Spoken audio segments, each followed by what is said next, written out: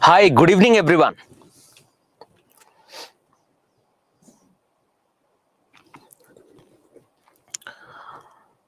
So, I hope everyone has written the weekly test, or is the suggestion still in vain?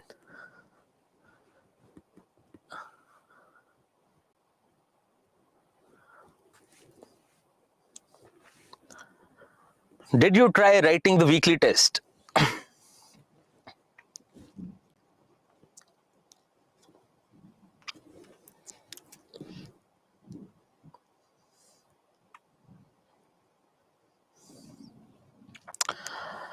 Okay, great. So, we were discussing poverty, and we had pretty much discussed everything, every aspect of poverty. There are few other considerations that we have to discuss, and I had asked you a question, if you remember.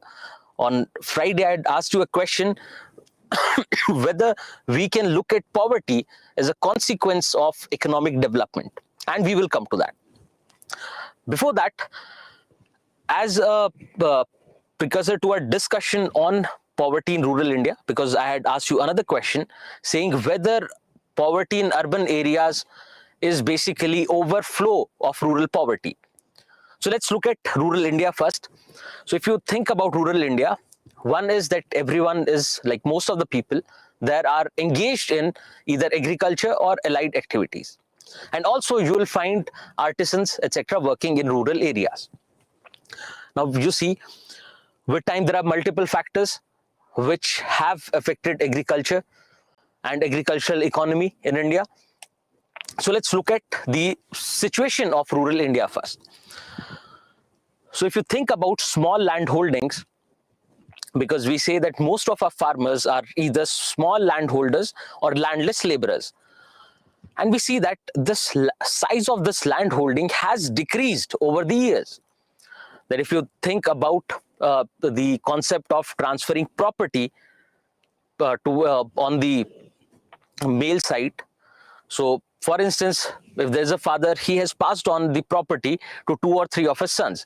Now that same land will get divided, and the land holding will go on becoming smaller and smaller. Because of which, you'll find that it will be mostly subsistence agriculture in which they'll be engaged. So they'll need few resources for subsistence agriculture. But the problem is that with dependence on monsoon, and if you think about your small landholders, there is a lot of dependence on monsoon for irrigation facilities, because we do not have the kind of irrigation system as is required. So most of the farmers say most of the farmers depend on monsoon for irrigation.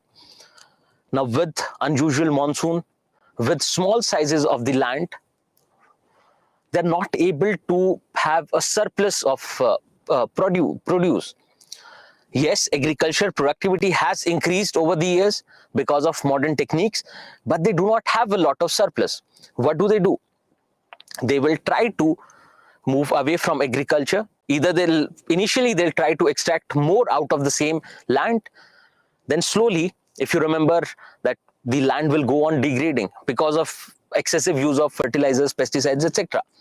Now ultimately they'll start looking for any other alternative apart from agriculture, and they would look towards your industrial areas, they'll look towards service sector, and because of which you'll find the process of urbanization will speed up. But the problem with our industrial sector is that it has not grown as it was supposed to. And if you remember our discussion, that it is primarily your service sector on which our economy is dependent. And service sector does not absorb a lot of labor from agriculture, because in service sector, and if you remember post-industrial economy, you need highly specialized skills that people do not have. Couple it with low education and literacy levels, low levels of awareness, which will ultimately lead to population growth. Now you are already poor, and because of low levels of education and awareness, you go on reproducing, you increase the population. Now this population growth can be a factor of poverty. Now with this, what happens is people would have no choice but to either stick to the same agriculture, low productive agriculture, or else move to urban areas. So these people will start migrating towards urban areas. And also, if you look at the limited industrial sector that we have, you find that it has rendered your rural artisans jobless because they cannot compete with factory-made finer products. And ultimately, even these artisans would have to look for an alternate. And you find that apart from migration, there is no other option left. And if you remember, while looking at the satellite areas, we were saying that the data says, the older data says, it is around 30 to 31% of India, which is urban. But now you find that more and more number of people are moving towards urban areas. So don't you think they'll ultimately contribute to urban poverty? Because even urban areas cannot absorb this unskilled labor. Urban areas do not have enough job opportunities for them. They do not have enough resources for them. And also, from this discussion, you get your answer about whether poverty is a factor of poverty is a consequence of economic development or not. Because yes, if you look at your spread of industrial areas, you'll find that yes, they will create jobs, but those jobs will be limited. Also, the spread of industries and service sectors will ultimately lead to conversion of agriculture land into commercial land. So these they already do not have enough land for agriculture. The size of land holdings is small. Now, where do these landless laborers go? They have to ultimately move towards urban areas. Now, with this basic understanding about the urban areas in India, now let's come and discuss about the questions.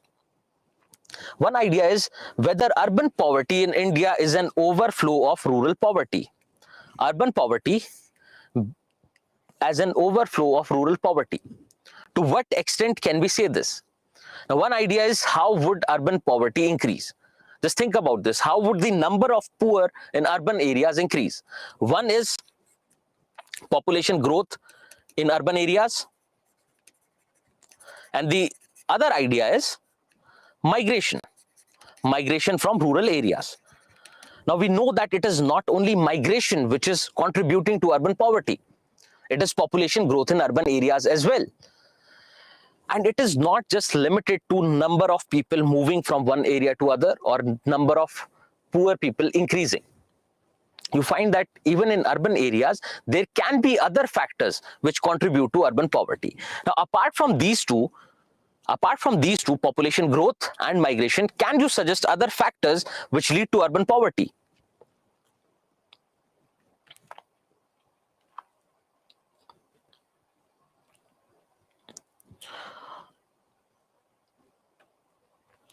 Yes, it can be urban unemployment, great. It can be inflation, and let's keep that point here because a few of you might not be able to understand. Then what else?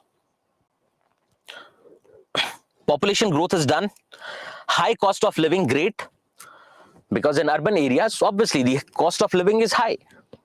And because of this high cost of living, people would end up living in slum areas.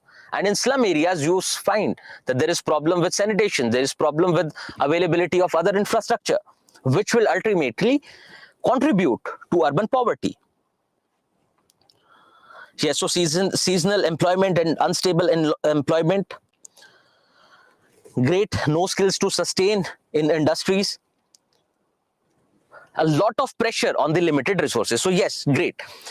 You are getting points from your chapter on urbanization, then you are getting other points from your chapter on poverty. But what you have missed out on is, when we talk about poverty, we have looked into various factors, right? If you remember, there are policy level changes that are required. Then the poverty can be a consequence of socioeconomic factors. This poverty can be a factor of various psychological dimensions, right? So when you try to address this, one idea is that no, it is not only rural poverty or it is not only migration of rural poor to urban areas which contributes to urban poverty, but there are other factors as well.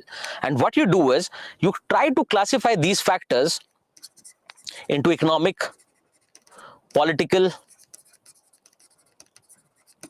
social, psychological, and so on. So yes, if I look at the answers that have been provided by you collectively, it was great, because we covered pretty much every point. Someone has talked about the lack of government intervention, etc. But what you have to do is, because we need answers in totality, as individuals, we need total, complete answers. So what you have to do is, the best part is, first look at what can be the factors which can contribute to urban poverty, and figure out that migration from rural areas is one of the factors that contribute to urban poverty, and then approach this question. So I hope you are able to understand this. I hope you are able to understand this. Okay, so Ravi is saying that he's getting 7.5 out of 15 marks, which is a good score. Right, so 50% is a very good score. And to be very honest, if you look at evaluation within the institutions, we try to keep it a little hard. So that you have, you not feel very comfortable. Right, so one idea is to make you comfortable with the subjects, with the preparation, and the other idea is to keep you a little uneasy, so that you try to put in more and more efforts.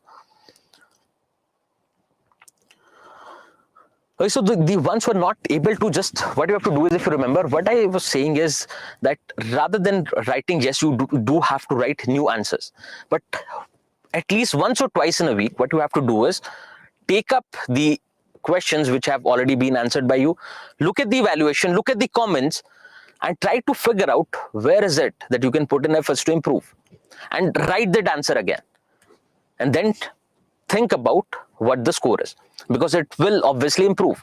If you are able to accommodate those comments or those suggestions in your answer that you write again, it is going to help you.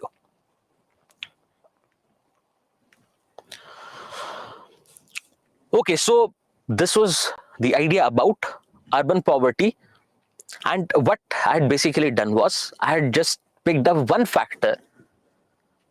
Remember the question on population growth and poverty. So we are saying that population growth is a factor of poverty and is a consequence of poverty as well. Similarly, I took up another factor, that is of migration from rural to urban areas, and then created this question. And yes, the approach was right to a great extent, but do one thing: when you revise today or tomorrow, just try to write the basic framework of the statement, that how you have to approach it, so that you remember in future as well, because we have to stick to our breaking it down into various dimensions, so that you do not miss on points. Okay, the other idea is, poverty is also an outcome of economic development. So the first thing that you would have to understand is what all is considered to be economic development. That is the first idea. And then you have to see how poverty can be an outcome of it. How poverty can be an outcome of it. Can you think about various features of economic development? Can you think about various features of economic development?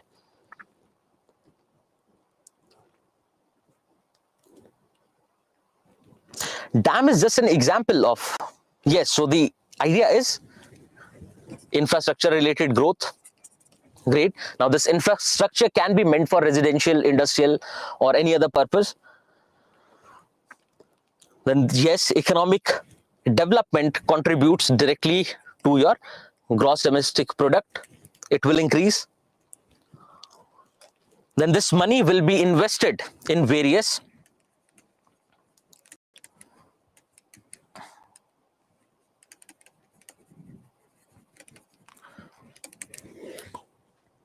social sector reforms. Now with the growth of, with economic development, another thing that goes on parallelly is rise in technology. Great. Growth of industrial sector, growth of service sector, right? Now, if you look at this, if you look at these factors, now what again you would have to do is that you have to look at various aspects of economic development, mention them. And now if you look at these factors, you'll find that there is a duality. There is a duality. So if we say that with increased GDP, there'll be a growth in public expenditure. There'll be a growth in expenditure by the state on various social sector aspects, like increase in investment in education, increase in investment in health, etc. Out of the same money or same revenue, the government will invest in infrastructure, etc. Now, if you think about this, one aspect is, yes, it is great. It is good because the government now has more resources to contribute to social sector. With new industries coming up, you have more number of jobs that are being created, right? So one way we think about economic development as something positive, because ultimately people will get benefited out of it. But now then you have to look at the negative side of it. So to create this infrastructure, so one idea is creation of infrastructure will bring in more companies, will make the standard of living of people better. But at the same time, you find that to create this infrastructure, government would have to acquire land.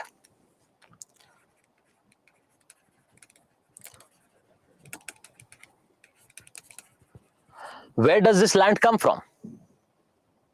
They would have to displace people. Similarly, we're saying that with increase in investment, with increase in number of industries, with increase in service sector, the overall standard of living is improving. Standard of living of people is improving. But with standard of living, what is increasing?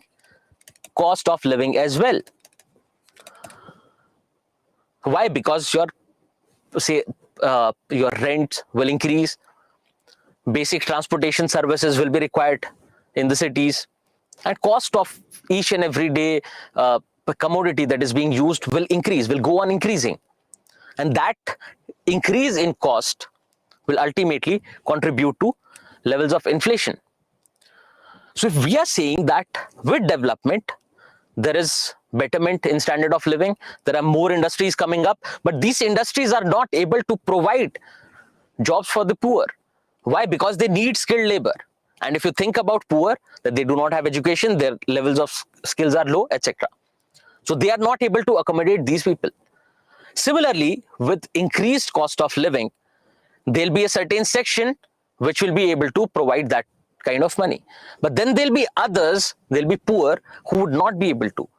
So it will contribute to economic development, will contribute to inflation. But generally we see that with inflation, you find that it is positive in the sense that it will ultimately lead to economic development because people will start investing more and more. There'll be new industries coming up with increase in demand. There'll be rise in consumerism. And I believe you are able to relate with the aspects that we have already discussed. But at the same time, there'll be a certain section of the society which will be left behind, which would not get jobs, which would not get any social security. Similarly, if you look at, yes, there'll be a great contribution to GDP, to gross domestic product. The government has more and more revenue now. But is it necessary that this GDP, this rise in GDP will necessarily lead to increase in public expenditure on social sector? Is it necessary? And the answer is again no. Because if you look at numbers, we find that yes, it has been increasing a bit, but it is still not sufficient. And also the thing with economic development is there'll be rise in industries, there'll be rise in service sector. These private players will become stronger. These private players will then be able to negotiate with the government and ultimately dilute your labor laws, ultimately dilute the investment of government in social sector. And that is something that you see happening. And with that, you can say, yes, poverty can be considered to be an outcome of economic development. Poverty can be considered to be an outcome of economic development to that extent. So if you think about this statement, what you have to do is that you have to list in the factors of economic development. What all happens? If we say economic development, what does it mean? Then you start looking at these factors critically. And I would suggest that you try writing this answer. Try writing this answer. Consider the tail ender to be critically analyzed so that you can cover both the dimensions. So when you say critically analyze, what you would have to do, you would have to look at the positives of economic development. How? By creating jobs. How? By investing more in public expenditure or investing more in service sector. It ultimately curbs poverty. But at the same time, there is a certain section of the society which gets impacted in adverse manner. So yes, Abhishek, I'm not giving the entire answer. So Abhishek is talking about the impact on environment. And ultimately, if you remember, this adverse impact on environment will be detrimental to the health of the poor, because they'll be the ones who will end up living in that environment, because people who have the right means, they will migrate to other areas. So yes, so what you have to do is look at various aspects or features of economic development, try critically analyzing all those dimensions. So this was about these two considerations. Now let's look at, as we have already looked at a few questions, let's look at other questions that have been asked in the past. So I hope all the ideas about poverty are clear now, because what we have done is we have looked at how to measure poverty, the idea of multidimensional poverty, what are the problems with multidimensional poverty index, how India has been faring, etc. Then we looked into various causes and effects of poverty on the population, and we looked at the causes and consequences of poverty in the light of vicious cycle, that how it can be depicted as a vicious cycle. And then we saw a few other considerations related to poverty. Now let's look at this question that has been asked in the past. So it's saying that whether we have to provide solutions to the problem of poverty. So it is better you say that in conclusion, you do not have to, they have not asked for the solution, but we have to conclude on a positive note. So you can say that with economic development, there is increase in inequality. Wealth is concentrated in the hands of few. Then there are others who do not have anything, who do not get adequate share out of these resources. So what is the way out? The way out is to make our developmental policies more equitable, right? So you can, yes, you have to end it on a positive note, and you can do that. Yes, so inclusive economic development, right? So please try writing that answer. It is something that will actually help you cover all the dimensions related to poverty. The later part that we had, because otherwise we had looked at a question wherein the relationship was directly between population growth and poverty. Then there was a question in which there was a relationship between migration and poverty. Now this question will pretty much cover all the aspects. Okay, let's look at this question. Despite implementation of various programs for eradication of poverty by the government of India, poverty is still existing, and we have to explain by giving reasons. Despite implementation of various programs for eradication of poverty by the government of India, poverty is still there. So first idea is try thinking of an introduction, then you come to the body part, and then you think about conclusion. So conclusion is simple, that we have to suggest measures, we can suggest measures to actually make these policies effective. We have to think of conclusion as making these policies effective. Now, this is a question where you get a lot of scope for introductions, right? This is a question where you get a lot of scope. Okay, so you have already started suggesting. Great. So yes, so one introduction can be about various government initiatives. What are these programs that government has started? So one idea can be that you just give a brief list of various programs meant for eradication of poverty, and I believe you remember from there. Then other idea is you can think about using facts to portray that poverty has been on a decline. You have the facts. Where do you get the facts from? You can get the facts from MDPI, NMDPI, that how India has been faring well in the past. What can be other factors? What can be other forms of introduction?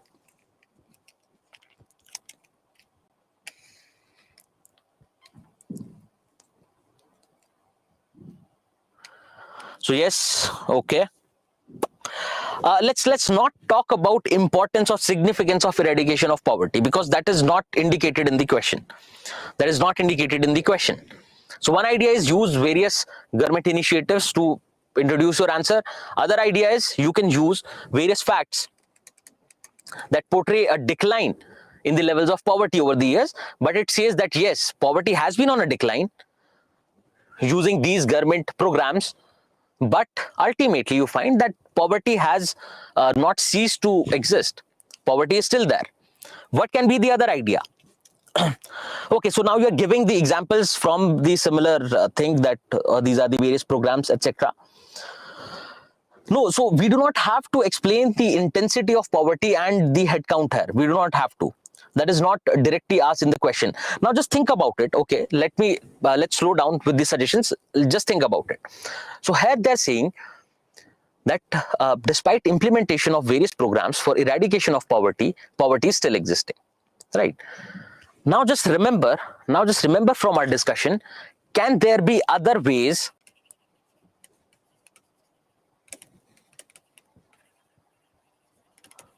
to eradicate poverty? Apart from government intervention, can there be other ways to eradicate poverty? Just think about it. Yes, so what can be the various other ways to eradicate poverty? Yes, so the role of civil society, great.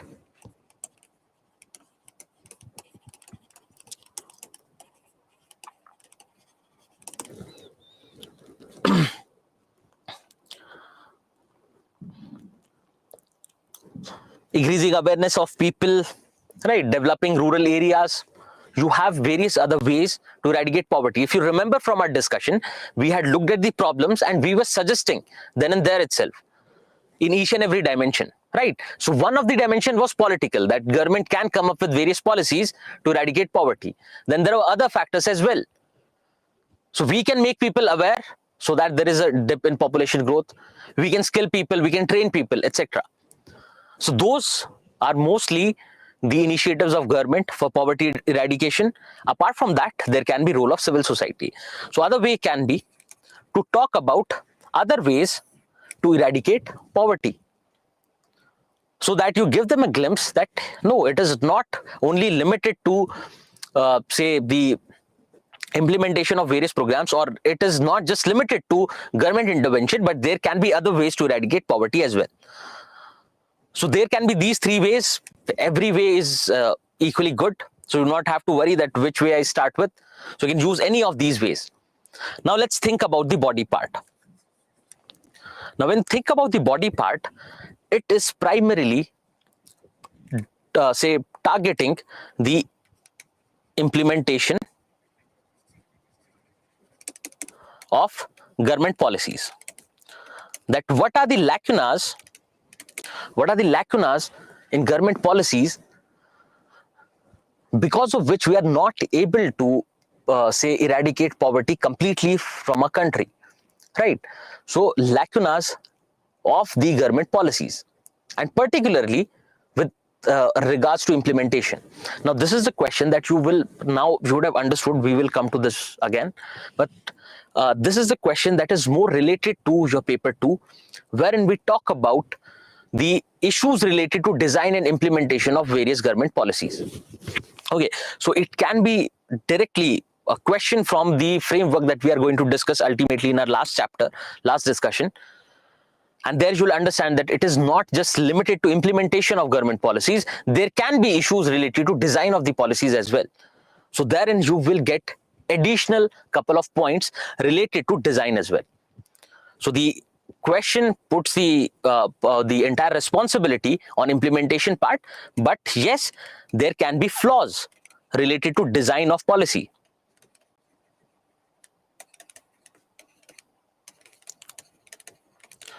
So which can be just a statement that you can use. Now, apart from this, just think about this. Apart from this, can there be other factors? Can there be other factors which are responsible for the existence of poverty? So yes, lack of awareness among people, India's population growth, great. So corruption will fall under implementation, right? So now just think about this question. That one idea is that government has a lot of initiatives which are actually helping us to eradicate poverty, but poverty is still existing. Related to this, other idea is that there can be other ways to eradicate poverty as well. It is, we are not just completely relying on government initiatives. So one dimension which can be covered briefly in the introduction. Then you come to the body part. The body talks primarily about issues related to implementation. But apart from implementation of government policies, there can be issues related to design of policies as well. So we can use another statement in body part related to design of policies, that yes, that can be factor as well.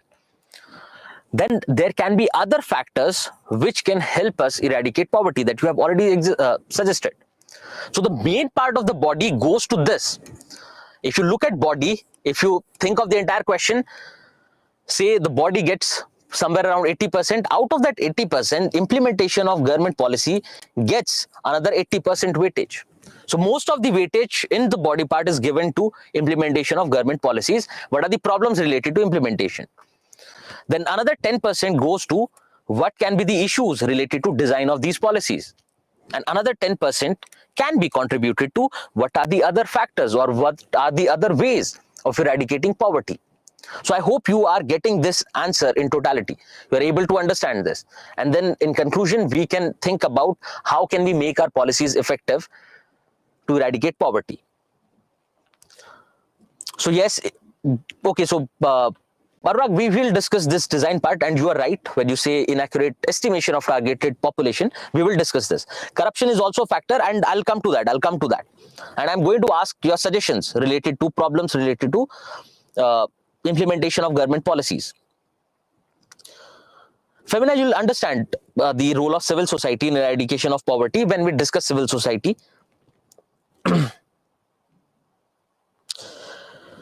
No. So, Parthi, when we say come up with a critical analysis of something, right? Because they have asked this question, so it would not be a problem. If you write about the problems related to implementation, it is not a problem because you are writing in a constructive way and then suggesting how we can make it better. How can we make it better? Right? So it is not going to be a problem. So yes, you can use examples of failed policies, etc. Right? So just look at this. So what you have to do is, introduction is done. In the body part, you can think about various other factors like population growth, inadequate access to resources, etc. that can be covered, right? That can be mentioned. Then you can think about issues related to design and implementation of various poverty alleviation schemes. And then under implementation, you have various problems. So you are suggesting corruption. You are suggesting lack of transparency.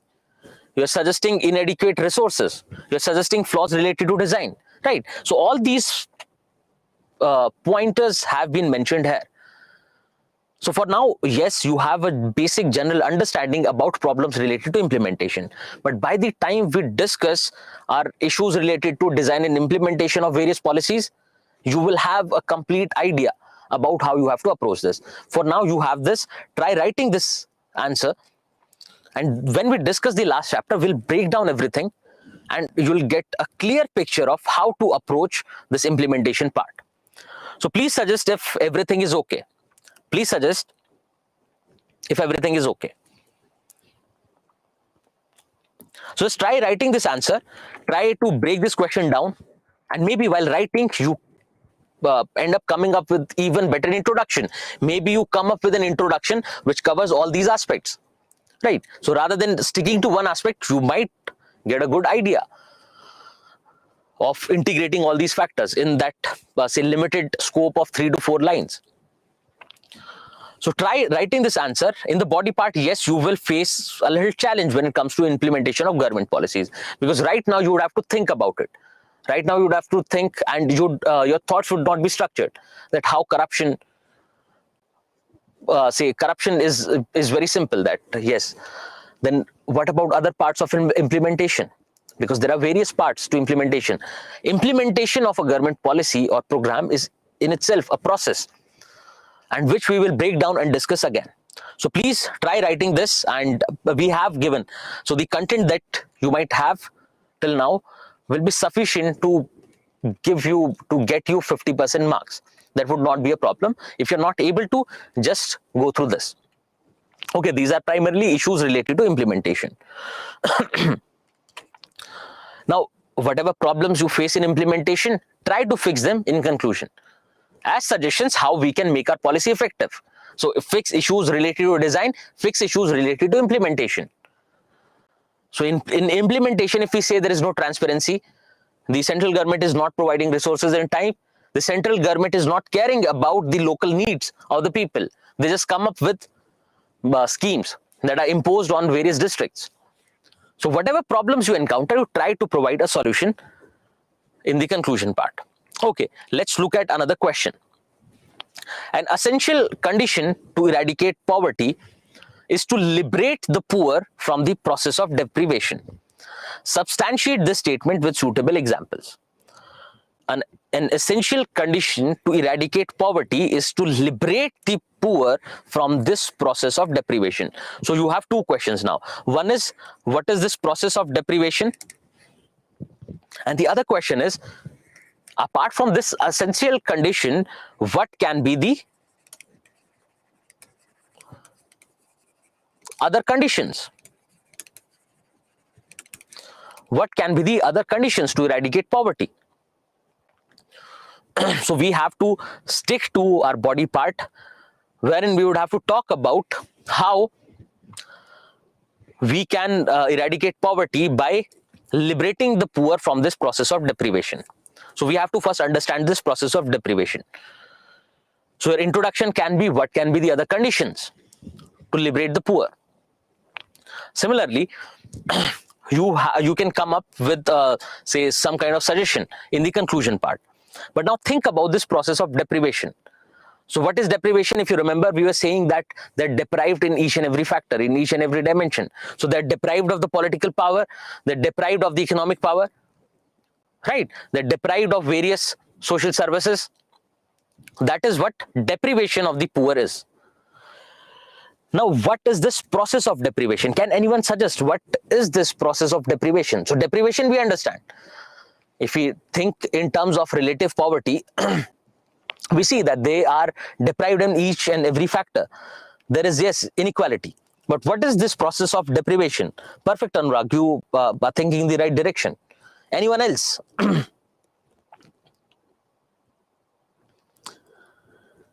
Yes, so it is basically your vicious cycle. It is basically your vicious cycle of poverty, from where you have to write this answer. That is the process of deprivation. Now, in this deprivation, you would have to look at the role of society, you would have to look at the role of your government or various policies, and you just think about it, right? This is more, this question is more, say, more about how you understand this process of deprivation. Because generally students end up writing about deprivation, that they are deprived when it comes to educational opportunities. But this question is specifically talking about the process of deprivation. So if you think of process of deprivation, you can simply think of your vicious cycle. So you do not have to mention the vicious cycle here. You have to think of the vicious cycle and write the answer here. You do not have to mention vicious cycle, right? And I hope, because this is something that we have already discussed. This is something that we have discussed in greater detail. We have looked at various factors of deprivation. So what you have to do is just break it down in various components and see that how it becomes a process of deprivation. This is also a good question. Please try writing this, and see, I go on saying that keep writing these answers. Now you do not have to write everything all at once. So you still have time. Once the classes are over, you can still take up a few other questions from previous year, a few from our practice sets, and then try writing those answers. But for now, at least try writing one answer a day. So you get multiple options to write answers, but at least try writing one answer a day. So with this, we conclude our discussion on poverty and we move towards hunger. And if you see that when I said that poverty is mentioned in both paper 1 and 2, and if you look at the questions, there are questions which were limited to paper 1, like population growth and poverty. Then there are questions which are limited to paper 2, wherein we think of government intervention, what are the problems related to government intervention. So these are primarily the kind of questions that they have asked, and I have also suggested what kind of other questions or other dimensions they can ask questions from. Okay, now a related idea is that of hunger. So when we think of poverty, if you remember the various images that we see, that we have seen, you'll find that if you think of features of poverty, we say that hunger is one of the features. Hunger, we will come to the idea what is hunger, what is malnutrition, etc. But generally we think and we understand of poverty and hunger as they go hand in hand. But can anyone, before we look into the divergence in poverty and hunger, can anyone suggest a factor, or can anyone suggest something which indicates that hunger and poverty need not necessarily go hand in hand? Can anyone give that kind of factor? So Vaishna, you are thinking in right direction. Great.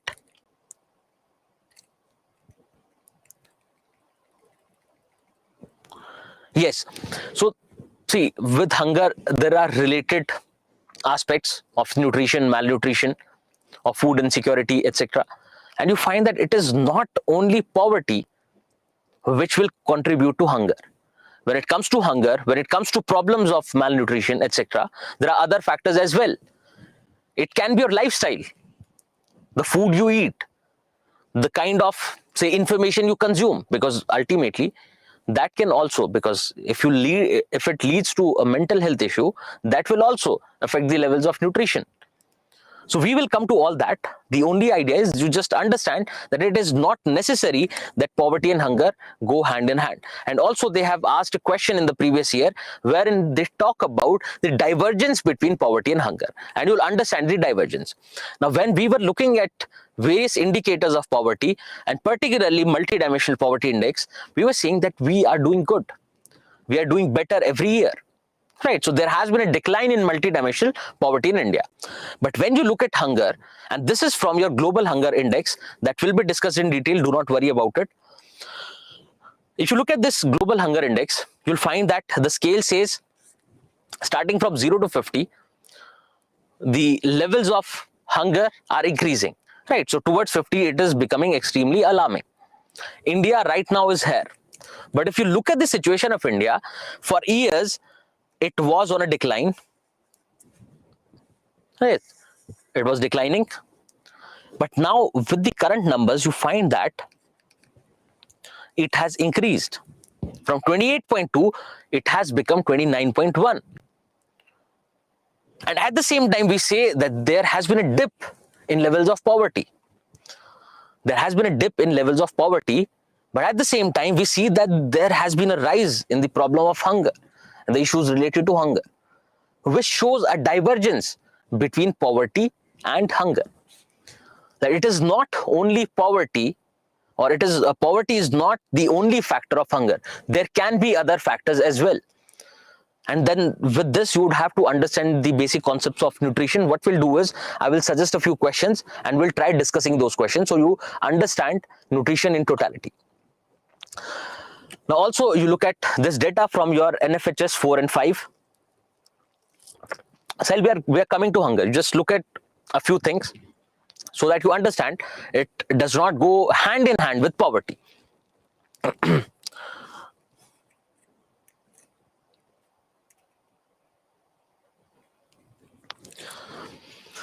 So if you look at the data, you find that yes, over the years, there has been a decrease there has been a decrease in these indicators. So the three indicators that I use here are meant for children. One is stunting, wasting, and underweight. Stunting basically is having short height for your age, because this is how you find malnutrition in children. That if you look at children, it can come from your practical experience. If you look at children, you'll find that a few are healthy, then there'll be a few who are malnourished. They can be shorter, they can be very lean, very thin, then also they can be very obese, right? They can be very fat. So these three indicators are primarily used to indicate malnutrition in children. One is stunting, which means having short height for age. Then there is wasting, which means having low weight compared to your height. So the height has gone normally. The height has been increasing according to the average increase in height that should happen with age, but the weight is not increasing. So you'll find very thin and tall kids. What does that indicate? Wasting. Similarly, there is underweight. That means basically having low weight according to age. So the height here is immaterial when you think about underweight. So according to age, if you find that there is a prescribed weight that a child should have, but they're not able to meet that requirement. So this is how generally you find the manifestation of malnutrition in children. Now look at these indicators. So I could not find a graph for NFHS 5 data that I've mentioned here, and you see that there has been a decrease. But if you look at wasting, you find from the levels of wasting in 2005-6 was 19.8. But if you look at this here in 2015-16, you find that there has been an increase in the incidences of wasting. But yes, again, if you look at NFHS 5 data 2021 or 2019 to 21, you find that there has again been decrease. So this is basically to give you a fair idea. This is basically to give you a fair idea that yes, there is divergence, because at the same time we are seeing that the GDP has increased, right? The GDP has increased. The investment of government in social sector has increased. Per capita incomes have increased. The levels of poverty are going down. But the problem of hunger remains the same. Just look at these numbers. So you still have 35.5% of children below the age of 5 years who are stunted, who do not get the perfect height for their age. Similarly, you have 19% of the children who are wasted. Similarly, 32% of the children who are underweight. So this is something which is problematic. And if you remember that related to children, we were saying that infant mortality rates are still very high. In India, the infant mortality rates are still very high. And if you look at infant mortality rate, most of the cases of mortality in children are actually coming out of problem of malnutrition, that they do not get sufficient nutrition, which ultimately leads to their death in a very young age. So this directly contributes to infant mortality rate. Now, when we look at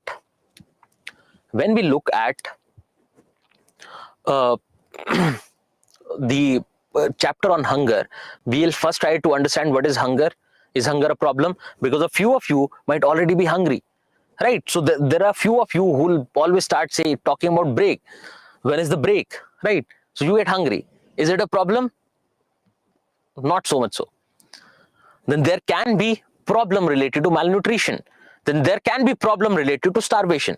So when we think about hunger, we have to think in terms of nutrition as well. Nutrition is an important factor that contributes to the levels of malnutrition. It contributes to poverty, etc. That we will come to. Ultimately, we will discuss everything. But again, it will be more biased towards nutrition. So here you will basically you can easily cover one of the vulnerable sections. So children and health can be easily covered here, right? Because most of the indicators that we are going to look into, even related to your global hunger index, will find that most of the indicators are related to children. So what can be the solutions, etc. Also, this is going to be an important factor which will help you in understanding the next chapter, which is on health. So when we look at hunger related to nutrition and food security, which will ultimately help you understand health better, because it is going to be one of the important factors related to health. So Femina is asking, what is then the difference between dwarfs and stunting? Now, dwarfism is something that happens naturally. It is a condition. And if you think about stunting, the primary reason of stunting is nutrition, right? So it is not biological that one who's not having sufficient height for their age, it is not necessarily biological. It can be because of malnutrition as well. So when we think of stunting, it is related to malnutrition. And when we think of dwarfism, it is a biological condition. Now try thinking about hunger. So if you are feeling hungry, does that mean ultimately you will be malnourished, or is it going to be a problem? Not necessarily. If you remember the idea of Amartya Sen, if you remember the capability approach that we had discussed, we were saying that there can be people who are fasting. There can be people who are fasting, which is out of their choice. Related here. Now you might be hungry, but that does not mean that you do not have adequate nutrition. It is just an uneasy feeling that right now you need to consume something. That is the basic feeling of hunger.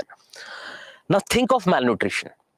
In malnutrition, again, it is not by choice. There is a component of choice that we will come to, but otherwise you understand malnutrition, it is not primarily by choice, because you do not have sufficient to eat. So if you sustain this hunger for a longer time, your body would not get sufficient nutrition, because of which there'll be a deficiency in nutrition in your body. There'll be a deficiency of nutrition in your body. And now if you sustain this malnutrition for a longer time, that you do not get food for a day or two or more, it ultimately leads to starvation. That there is an acute deficiency or severe deficiency of various nutrients in your body. Forget about nutrients, you do not even get sufficient calories to cover your daily requirements. And if you remember poverty, initially we thought of poverty line in terms of nutritional requirements, right? It was 2100 and 2400 kilocalories. So if you're not able to get sufficient calories, the problem of starvation starts. Then it can lead to deficiency in vitamins, etc. So we will make it simple. We will make it more understandable for you. But when we think of the problem of hunger, or what our subject matter is going to be, it is not hunger, because it is simply the uneasy feeling that you get when you get hungry, that your body wants something, right? And this hunger can be induced because of psychological reasons as well. This hunger because you find that even if you have had enough for the day, there'll be certain time, the clock will strike 8 and you'll think, no, it's time for dinner. You might have covered your nutritional or your calorie intake for the day. But it can be, yes, psychological as well. Your body will go on signaling, which is not a problem. Our problem is going to be the deficiency of nutrition in body, and which, if sustained for a long time, can lead to starvation. Because ultimately in starvation, you can lose your organs as well. It is not just simple deficiency, but ultimately it can lead to any other disease, malfunctioning of various organs, and death as well. Now, this is just to give you an idea about what is the state of malnutrition globally. So there are close to 1 billion people globally, according to FAO, who are affected by starvation, who do not get enough to eat, who do not have sufficient calorie intake for the day, which roughly translates to 1 in 6 people. So when we say, and if you think about this, Food and Agricultural Organization, so if you think about it, we generally say that no, because our priorities, the priorities of the government, the priorities of the civil society are slightly different. And we feel that living in the cities or living in the silos, we find that no, it should not be a problem. Food should not be a problem because government is providing free of cost grains. Government is providing subsidized food. But how can this be a problem? And by the time we finish this chapter, you will understand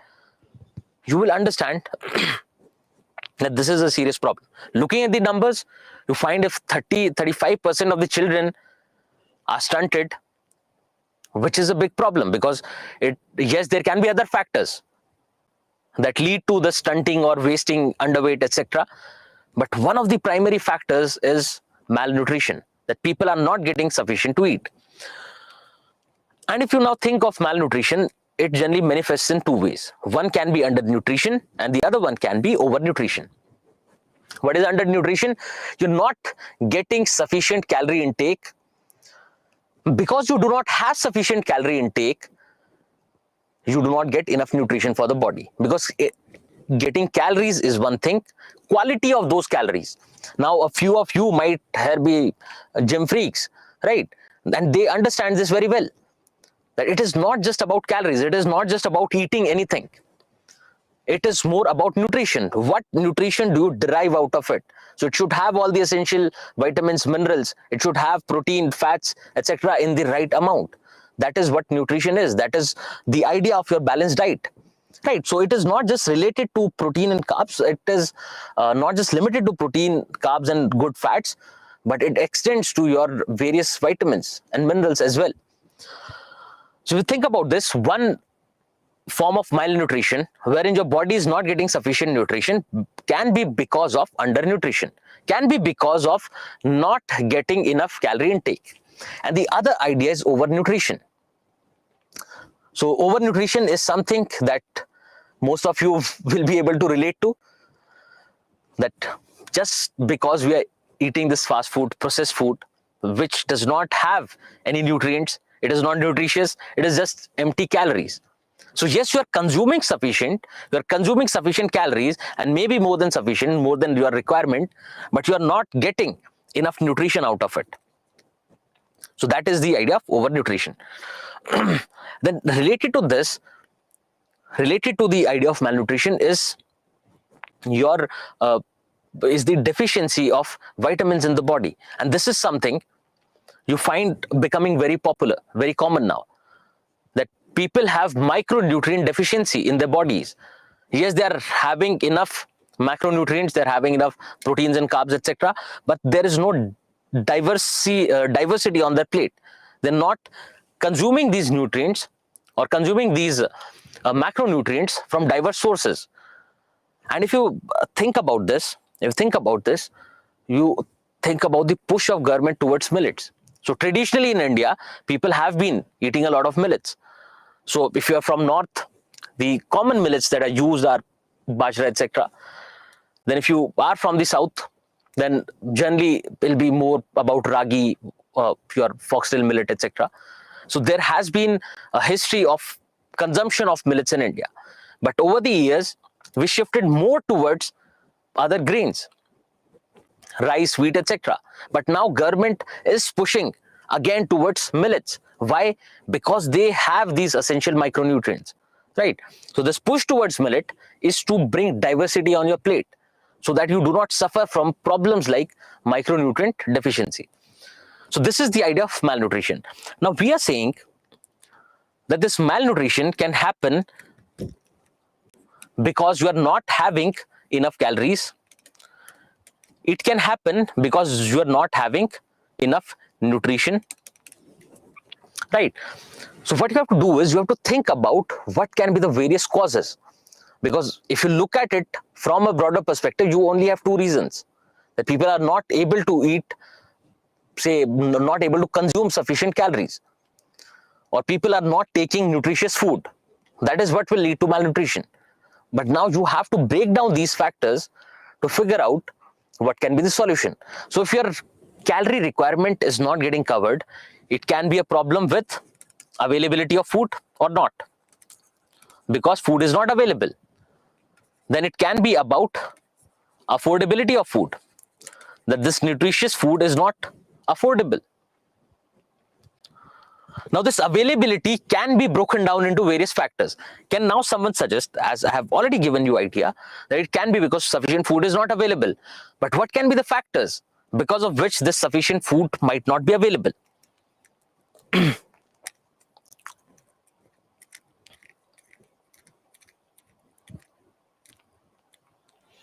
Yes, so it can be a direct factor of agriculture. Any issues related to agriculture, drought, floods, less agricultural productivity can be a direct factor of availability of food crops. Similarly, if we talk about availability for your weaker sections, the problem can be related to your public distribution system. Problem can be related to food security, that the government is not able to provide people with subsidized food or free food. Then the problem can be related to affordability, that because of the inflationary trend, people might not be able to purchase nutritious food. Now you think about it, that if you think about nutritious food, over the years the prices have gone so high that for the poorer sections it has become next to impossible to get nutritious food on their plate in their kitchens. Look at the prices of pulses, look at the prices of essential fats, look at the prices of any kind of fruits and vegetables, and you find that it is primarily because of unaffordability that the issue persists. Because if you think about the problem related to availability, it is not much of a problem, because most of the grains are rotting in our food corporation silos, right? In those storage houses, most of the things are rotting. So when you think of malnutrition, the idea is, do not just limit it to the individual, that they are not able to have sufficient calories or nutrition. There can be other factors as well, and these factors can be broken down into various aspects. So if you think of agriculture, low agricultural productivity. If you think of agriculture, delayed monsoon. Think of agriculture, overuse of pesticides and fertilizers, right? And if you look at the questions, they can be asked on any dimension. So if you remember population growth, what were we doing? We were splitting those factors. We took the major factors and we were splitting all those factors. Similarly, we have to make the same treatment to this topic as well, right? So there can be supply side, demand side factors, etc. Now look at various causes of malnutrition. By this time you would have understood that it can be because of calorie deficiency, that you are not able to consume sufficient calories. Then it can be micronutrient deficiency, which is also called hidden hunger, wherein you are having sufficient calories but you are not getting nutrition out of those calories. So one is not having enough. Second part is that the body is not able to absorb this nutrition. If you are sick, your body would not be able to absorb nutrition. If you do not get clean drinking water, which will affect your gut health, you would not be able to absorb nutrition out of this. So the other factors related to sanitation, availability of safe drinking water, low levels of immunization can also become factors of malnutrition. Now one of the idea here is that food security or availability and affordability of food is something important. Availability and affordability of food is something important which has to be looked into, and we will come to that. Before that, just look, this is something which will make it easy for you to understand the idea of overnutrition and the idea of undernutrition, and how it can lead to various problems in children and adults. So if you're not getting enough quantity of food, if you're not getting quality food, if you're not getting a stable supply of quality food, all these things can lead ultimately to problems like child wasting, etc., underweight in children, stunting in children. Then it can also impact your adult population. You can just go through this graph, right? You can just go through this image. This is just to understand. Now, just if you look at other factors here, one is you are not able to consume enough. You do not get sufficient calorie intake. Now, one direct factor can be that it is not available. You do not have access to food. But there can be other factors related to your mental health. If you're not mentally stable, and if you think about this, the day you are stressed, The day before your prelims examination, you'll be so stressed. Either you'll go on eating, right? So you'll either engage in overeating, or else you would not feel like eating at all. You'll think that my appetite is gone. I do not want to eat anything. So with the levels of stress, then apart from stress, apart from anxiety, other factors can be your socioeconomic condition. Think about the disparity within the family. Think about any other problem, any other socioeconomic problem, which can also lead to malnutrition. So it is not just limited to the direct intake of food. It can be based on various other factors. Now, one of the important factors of, say, getting rid of malnutrition, or one of the most important idea can be your food security, which we'll come to. This is these are basic definitions that you can look into. So we're talking about stunting, wasting, and underweight. In technical terms, they are called chronic, acute, and general malnourishment. This is something you just remember, because this is directly related to your global hunger index. So it is better you remember, because a question can be asked in prelims as well, and has been a similar question has been asked, right? So just try to remember this. You would have to, I don't know how, because still stunting, wasting, and underweight, it is easy to understand, but how do you relate it to chronic, acute, and general? It is something that you would have to do on your own. Now think about food insecurity. And along with food insecurity, just think about nutrition insecurity. Because generally we think about unavailability of food. We also have to now think about unavailability of nutritious food. And with this, you see that the direction in which your government policies are moving is now more towards nutrition security, is more towards, say, taking care of nutritional requirements of people rather than just food or calorie intake requirements. So there has been a shift in policy as well, with a push towards millets, etc. Now think about this. If people do not have access to adequate amounts of food, that is what food insecurity is. But now if you think about people not having adequate access to nutritious food, that is what nutrition insecurity is. Now, what can be the reasons behind this food insecurity? What can be the reasons behind this food insecurity? Now, if you look at it in various levels, it can be mild to severe, wherein there is, say, if you have availability of food, but you do not know whether you will be able to get that food tomorrow or not. Say you are a daily wage laborer, you have no guarantee whether you will get food tomorrow or not. Similarly, if you have to compromise on the quantity of food that you are not, you have to say, you have basic requirement for your body is 4 chapatis, but you have to limit it to 2 or 3 chapatis. Why? So that you have enough resources for the next day.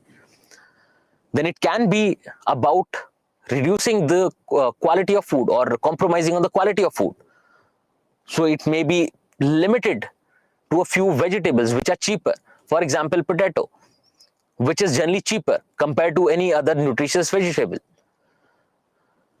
Then it can be limited to a mix of not having any vegetable at all, not having any fruits at all. So compromising on the quality. Then it can also be about skipping meals, right? Because there are levels. You have to understand there are levels. So food insecurity, it is not the only idea is not being able to have food. It starts from if you do not have, say, stability. When it comes to nutritional requirement, you do not have stability. You have food today, but you do not know whether you will have it tomorrow or not. Similarly, you have to compromise on the quality of food, that you are not having, say, enough nutrients. Why? Because you cannot afford it. Then the third idea can be reducing the quality or quantity of food, having 2 chapatis rather than 4. Then it can be about going without food for days. So there can be levels when it comes to food insecurity. Now just think about what can be the various reasons of this food insecurity. Now, I would suggest, rather than writing it like inflation, gender discrimination, etc., first try to split it in various dimensions. First try to split it in various dimensions so that you can target those. What can be the basic dimensions? What can be the basic dimensions? So one, primary will be related to agriculture, because if you do not have sufficient produce, you will not be able to provide people with food. That is the first dimension. Now, this agriculture is dependent on various factors that we will discuss. The second dimension can be your socio-economic factors, can be your social factors. What kind of social factors? Can you think of any social factors which will affect food security?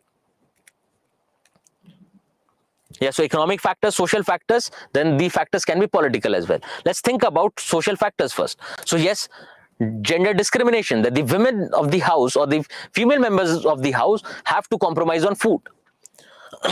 Then it can be related to any caste-based, religion-based discrimination with people.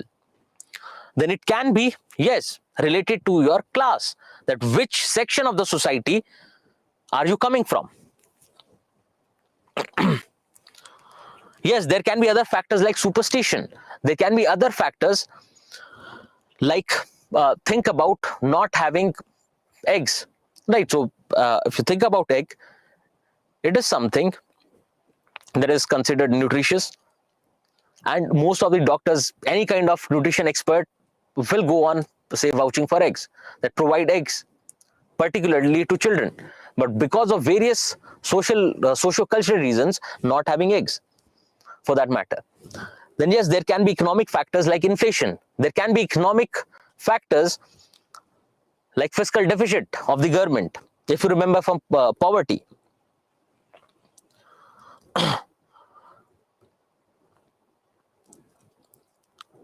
So yes, ignorance at the policy level, etc.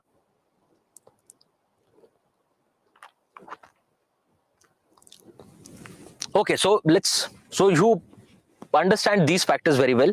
Let's look at these one by one. So one idea is that will affect food security is agriculture. If the agriculture is not sustainable, if the agricultural productivity is low, you'll find you would not have enough to provide for everyone. And if you remember the situation of India before Green Revolution, it was food insecurity, or it was non-availability of food which became a problem.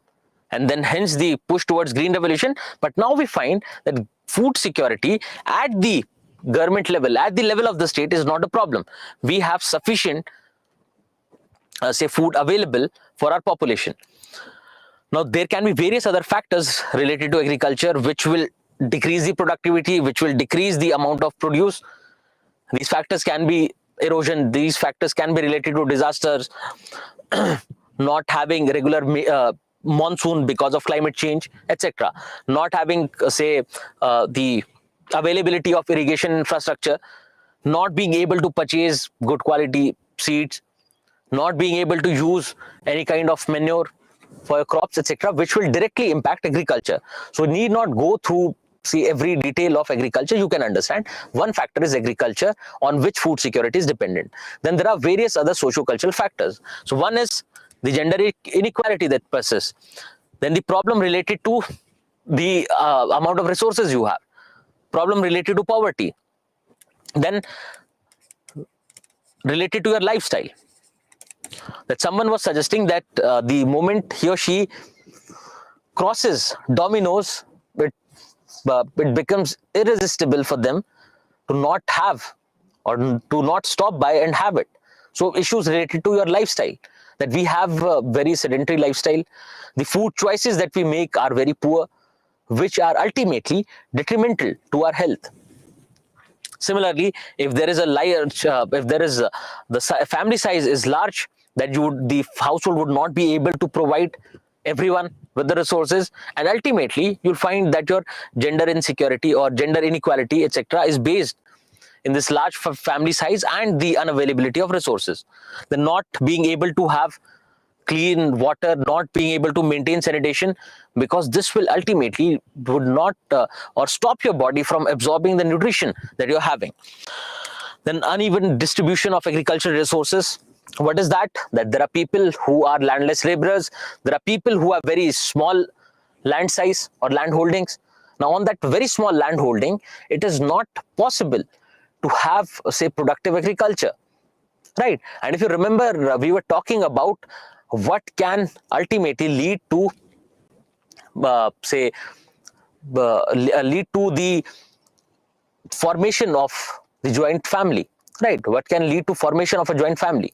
So a family which gets nuclearized because of various factors can become joint again on the basis of land holding, because the size of the land holding is very low and they cannot possibly conduct agriculture or produce enough from those small land holdings. So they will pool their land resources and go for agriculture. Then superstition, various socio-cultural practices, etc. can be the reasons. Similarly, there can be various political reasons that the government is not investing sufficient in, say, taking care of the nutrition requirements. Issues related to your public distribution system, right? There can be leakages. There can be problem related to storage. There can be problem related to identifying people, that who are the people who actually need this support. Then your wars, any kind of dictatorial regime, that if there is a dictatorial regime, they would not care so much about the population. They would not care so much about the citizens. They would end up investing most of their resources in other things. Rather than taking care of the priorities or the needs of the people, they will invest it elsewhere. And you cannot ultimately question the government that why is there no food on our plate? Why do you find 30-35% of our population or 30-35% of our children who are undernourished, and you're still going on investing in something else? You're still investing in other things which are not even there on the priority list, right? So this can happen in a dictatorial regime. Then you think about problems related to implementation and design of various policies, and which will be covered again, which will be covered. I'll give you a fair idea related to our public distribution system towards the end. Then you think about now the global hunger index, the data that we had seen, and before which, what I would want is, we have looked at these factors related to food security. Now, before we move ahead, think about nutrition insecurity. Think about nutrition insecurity and what can be the factors that lead to nutrition insecurity. Now, one thing, the factors that affect food security will also affect nutrition insecurity. So please do not repeat the factors. What I would want is that what are the other factors? Yes, the food is available, but whether the food is nutritious or not can be questioned. So pick up factors which are not common between food and nutrition insecurity. So Femina is suggesting that because of Russia-Ukraine war, there has been a problem related to wheat import. Yes.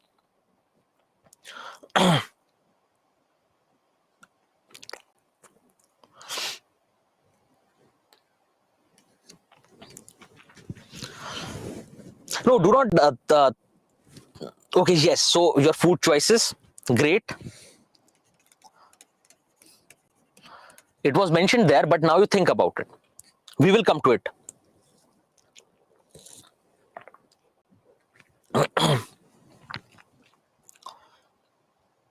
Affordability, all those things have been covered. Yes.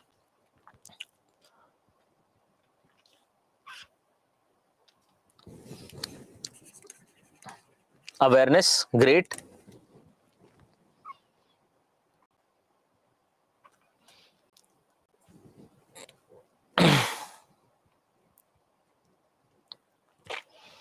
Okay, so I have also added a question that I'll show you. Okay, just think about this. Yes, so few of you have suggested things, but most of you are repeating the same points from there, right? So now just think about it. So what is the difference between food and nutrition insecurity? Just think about this idea. So when you think about food security, we're talking about making food available for everyone. Making food available for everyone. But when you think about nutrition security, we think of making nutritious food available for everyone. So one problem can be related to not producing, right? So these are the same point, but you have to put them in a different way. So not producing sufficient or not producing diverse, not providing diverse food choices because you're not producing different crops. Then other idea can be people are not aware about nutritious food choices. Then it can be related to your lifestyle. The modern lifestyle that we live is ultimately one of the most important reason that you find that becomes a problem related to our health. Okay, so this is something that I will address at the end, but you keep this in mind. Yes, the points that you have suggested, that the nutritious food is expensive. People are not aware what is nutritious, what is not. Then you do not have a lot of diversity on the plate because people are not aware, because we are not producing diverse crops, which can become a problem to nutrition insecurity. With this, I would want you to understand that if a question is asked, please be aware what they have asked. And the chances are, even if they have written food insecurity, they would mean nutrition insecurity, because there has been a shift in the vision of the government. There has been a shift in the direction of our policies. So even if they write food insecurity, think of it as nutrition insecurity. Because when you think of malnutrition, think of it in terms of deficiency of nutrients, right? Not having sufficient nutrients for your body. This is what you have to think about, because now it is the idea of food security, or the idea of making food grains available to the people is very old, because it has become ineffective, right? So please think of nutrition security rather than food security.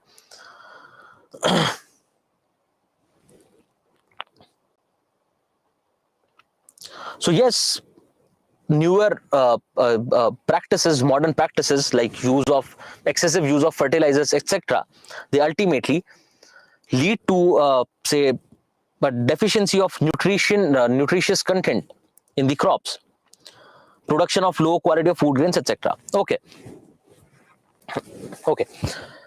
So please understand this as nutrition insecurity. Moving ahead, think of global hunger index. Now you know that yes, it talks about global hunger, but ultimately the idea is about malnutrition.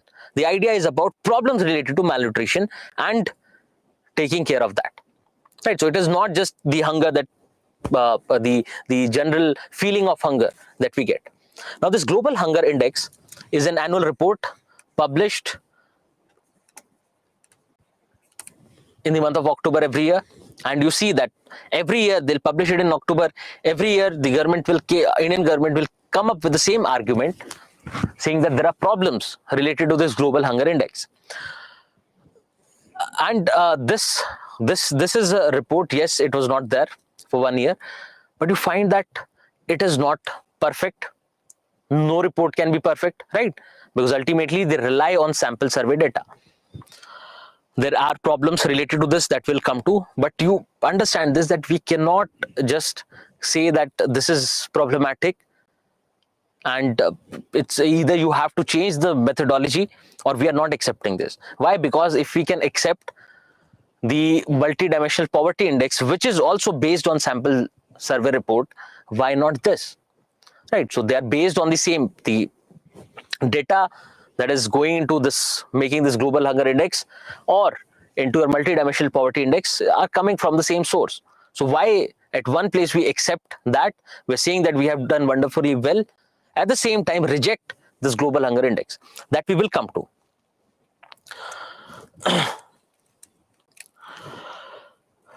So it was first published in 2006, published every October, jointly published by Concern Worldwide and Welthunger Hilfe. Then the thing is, if you look at India's rank, it has not been consistent. So please do remember that there'll be a change in the number of countries, which will also impact the rank. Irrespective of that, you find that we have not been faring very well. So we are generally towards the last 10-15 countries when it comes to global hunger index, that we are not faring well. So the first question is, at the same time when we say that there has been a decline in poverty, at the same time when we say that there has been a rise in per capita income, At the same time, we say that there has been a rise in the GDP, but why do we find that we are struggling related when it comes to malnutrition and hunger in a country?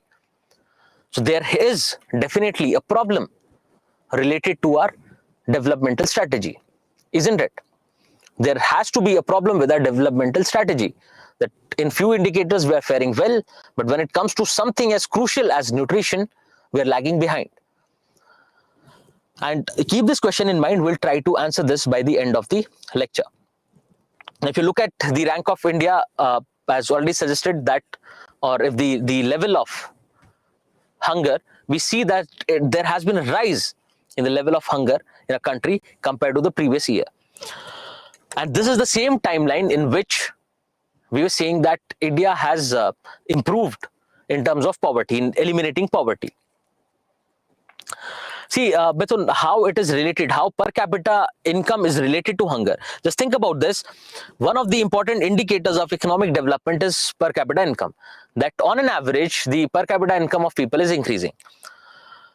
Now, this per capita income is increasing, but it is limited to a certain section. There are other sections of the population, or you think of this in terms of widening gap between the rich and the poor. So the rich are getting richer, the poor are getting poorer.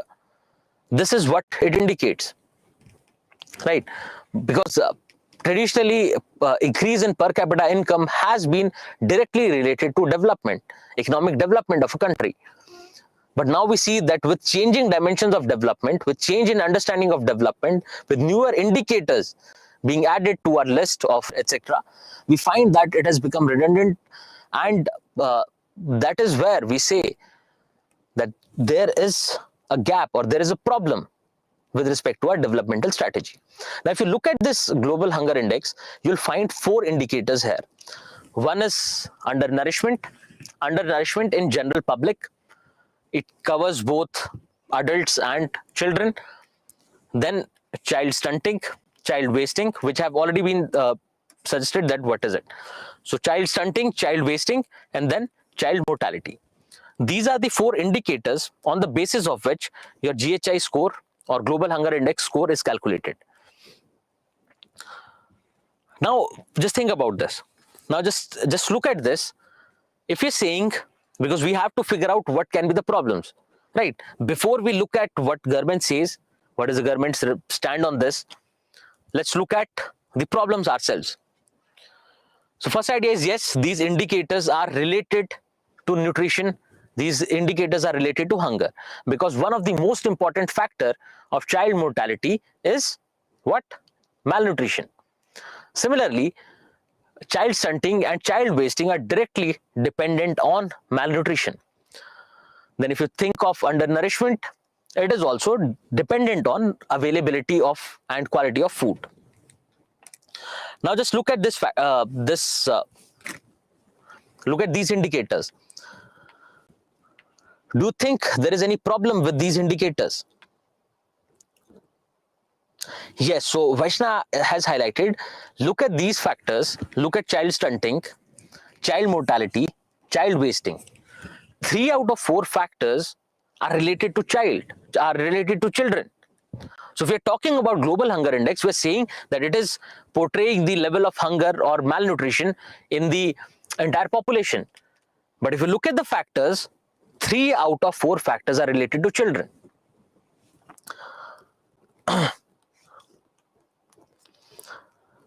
What can be the other factors? What can be the other problems? This is fine. What can be the other problems?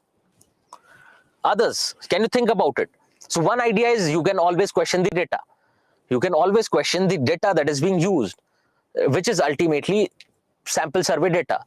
So if it is sample survey data, it would not give you a clear picture of what is happening. So yes, accuracy of your data.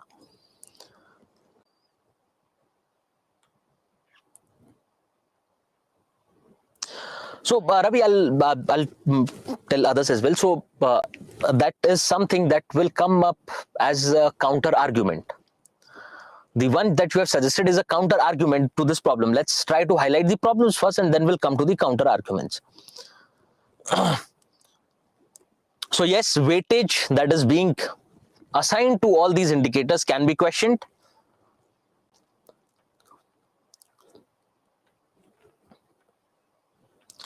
See, Kamna, you're saying that the average height, weight, etc., they vary from country to country, but ultimately this is coming from the national data.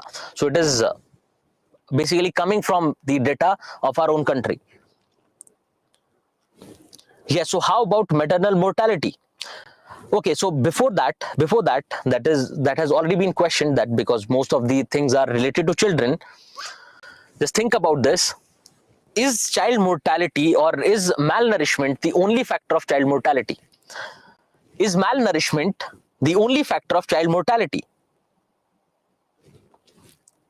No, absolutely yes. It is not. So when you say child mortality, if you look at child mortality, children can die because of other reasons as well. Yes, one of the major reasons is considered to be malnutrition, but what about other factors? Then think of other things. Is there any other thing that is coming to your mind? Yes, so hygiene, sanitation, etc. are other factors which lead to child mortality. Yes, absolutely.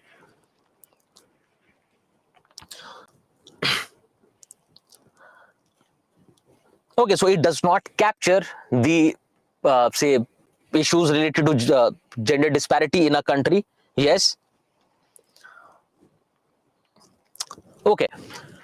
So if you look at these indicators, because there is something related to undernourishment that you want to understand. So one idea is that 3 out of 4 factors are related to children. Second is that the indicators, the weightage of the indicators can be questioned.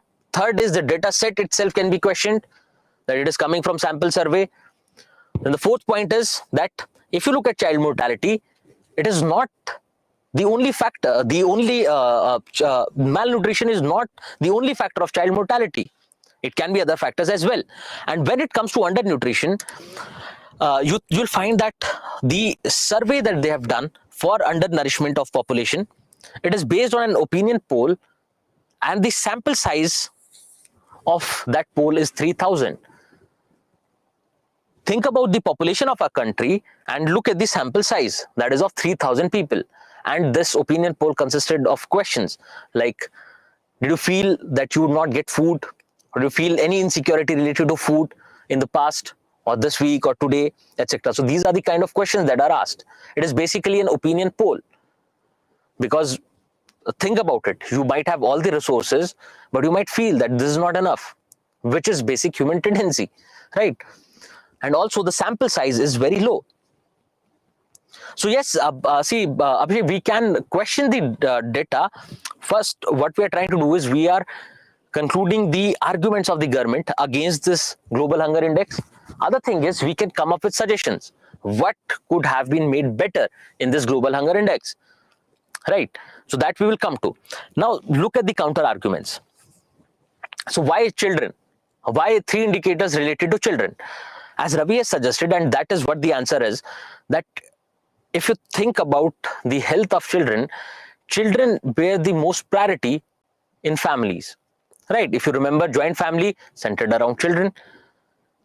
If you think of your nuclear family centered around children, ultimately it is for the children that that parents toil, that parents put in efforts, and ultimately children are the one who get the most share out of anything within that household. Yes, there can be exceptions, but it is mostly children which or the health and education levels of children that is a good indicator of family resources, because it is mostly children who get the maximum share out of whatever is there within that household. Then now you think about what could have been better. So you see that these issues like child mortality, wasting, stunting, etc. can be because of various other factors. It can be because of, say, your lifestyle choices, right? It can be because of awareness levels of parents, that the parents themselves are not aware. It can be something that is there in your genes. It can be genetic for that matter. So we do not consider those factors. Now just think about suggestions. Just think about the suggestions related to this global hunger index. So it could have been more comprehensive. It could have given due weightage to your adult and elderly population. It could have tried to capture the intrafamilial or within the family, the kind of disparity that you find within families could have also been captured. The sample size could have increased, right?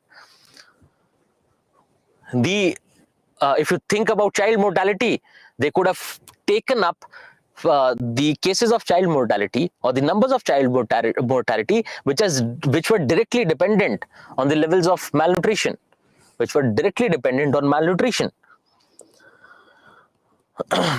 So yes, we can suggest various things when it comes to global hunger index, but this is primarily the one that has been mentioned here is primarily the argument of the government, that why they go on rejecting, and they use the same arguments every year.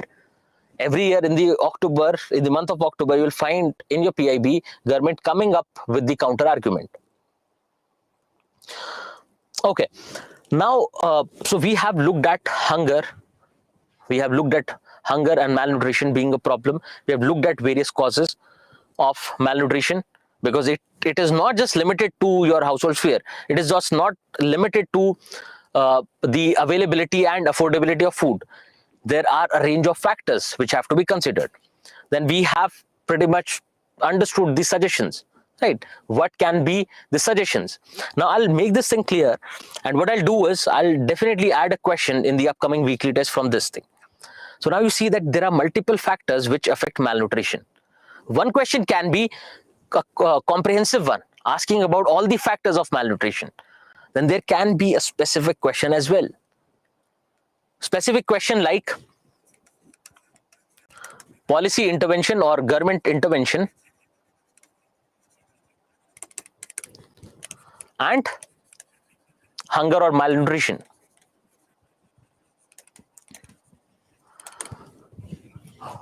In what way can the government intervene to put a stop to this problem of malnutrition? Or maybe it can be related only to agriculture, right? So they can end up asking a question that how agriculture can be improved to take care of this problem of malnutrition. A similar question has been asked in the past. I'll show you that question. A similar question has been asked in the past. So it is better, all the factors that you have looked into, you should know how to split those. So they can ask a question that what are the various socio-economic or socio-cultural factors because of which we find malnutrition in a country. So just think about various factors. Think about how do you split those factors. So it can be political, it can be economic, it can be limited to agriculture, it can be limited to socio-cultural factors, etc. Just think about it. How would you formulate an answer in this case? Now just think about various levels of government intervention. We have looked at various problems. Now we are saying that there is problem related to agriculture, agricultural productivity. So what can the government do? They can help with agriculture. So whatever they do to make agriculture better falls in this category. Similarly, we were saying there is problem with public distribution system. So yes, you are suggesting your National Food Security Act, within which you'll find all the things, within which you'll find your distribution system. Similarly, think of any other intervention of the government which directly impacts these causes of malnutrition. So think about maternal health, because if the mother is not well during pregnancy and after childbirth, that is basically lactating period, if the mother is not getting sufficient nutrition, what would the child get? Even the children will end up being malnourished, right? So any kind of intervention that comes to your mind can be added here. So yes, your Poshan Abhiyan, Poshan 2.0 for that matter, these can directly come under government intervention. Now other thing is, if you remember our discussion, it was about your sustainable development goal, right? We were saying that when it comes to sustainable development goals, these are basically the goals which all the countries have, all the countries sat together, had a consensus and said that these are the goals which have to be achieved. Now, one thing about sustainable development goal is, yes, they can ask a direct question in prelims about sustainable development goals. So all these 17 sustainable development goals should be something that you should remember. Also, they have asked a question related to education. Similarly, they can ask a question related to nutrition as well. Now, if you look at this, it talks only about sustainable development goal 2, right? So how, if we say target nutrition, if the government is working towards alleviating malnutrition, how is it that we are reaching sustainable development goal 2? How is it in line with or consonance with sustainable development goal 2? There's something simple that you can go through. Now, what if I say, and this is a question for your homework, please do remind me tomorrow if I forget, that this is the first question that we are going to discuss. Now, what you have to do is, you think about nutrition or nutrition security for that matter. Okay, you think about nutrition security, and you think about which all sustainable development goals does it help India achieve? If the Indian government works in the direction of providing nutritional security to people, which all sustainable development goals will it be targeting? Which will it be achieving? Because till now the questions that have been asked were limited to one sustainable development goal, but they can definitely ask a question which covers all, right? So this is something that some of you are asking, what are sustainable development goals, etc.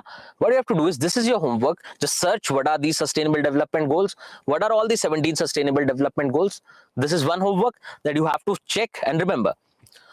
Then another thing is, what you have to do is think about nutrition security, and think about if the Indian government tries to achieve nutrition security or tries to provide people with nutrition security, which all sustainable development goals will be covered or will be targeted in this process. So this is something, because the way I was saying that if you want to look at government intervention, rather than merely thinking about your right to food as part of Article 21 or NFSA, PDS, etc., the better idea is to look at the causes or the problems related to your nutrition, that what can lead to what all can be the causes of malnutrition, and think about what the government is doing in all those directions. Right? So you saw that malnutrition is a direct factor of your health, cleanliness, sanitation, levels of awareness, right? So all these factors should be remembered. You remember all the factors, you think of what are various government interventions in those. And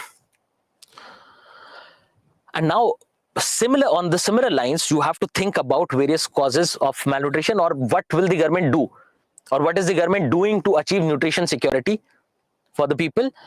And in this process, what are the sustainable development goals which are getting covered? This is your homework. Please do not skip this homework. Take up this homework. Do it, because some of you are not aware of SDGs. That will help you with the awareness of SDGs, because direct questions have been asked both in prelims and mains.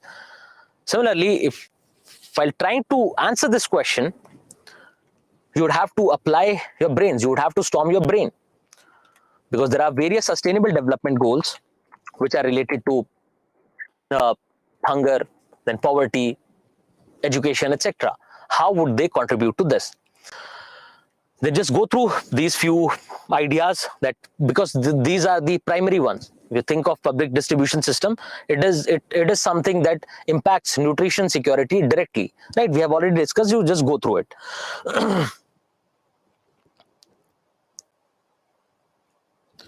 Okay, now look at this question. How far do you agree with the view that focus on lack of availability of food as the main cause of hunger takes the attention away from ineffective human development policies in India? Just understand this question. So we were saying that there are various other factors apart from availability of food Apart from availability of food, there are various other factors which impact malnutrition, which impact the levels of hunger. The question says that how far do you agree with the view that focus on lack of availability of food as the main cause of hunger, because which traditionally has been because traditionally this has been understood to be the major factor of hunger. How does that take the attention away from ineffective human development policies in India? So the simple thing is, what are the various factors? What are the various factors that cause hunger? What are the various factors that lead to malnutrition, basically? In that, availability of food is one. But what are then the other factors? So one is that idea. Out of those factors, just think about which relate to human development policies. Which relate to human development policies. Okay, so let's think about the body part first, and we will come to introduction and conclusion. Think about the body part first. One is availability of food. What are the other factors? What are the other factors? Yes, so it can be related to your living conditions, safe drinking water, sanitation, etc. Affordability of food. Or when you write this answer, remember, when you think of this, when you write about this, think of affordability of nutritious food, right? So yes, there can be various factors. Yes, so you are thinking in the right direction. Size of family, etc., etc., etc. Now take this list, out of which you have to take out various factors which relate to human development policies. Think of various factors which relate directly to human development policies. Think about that.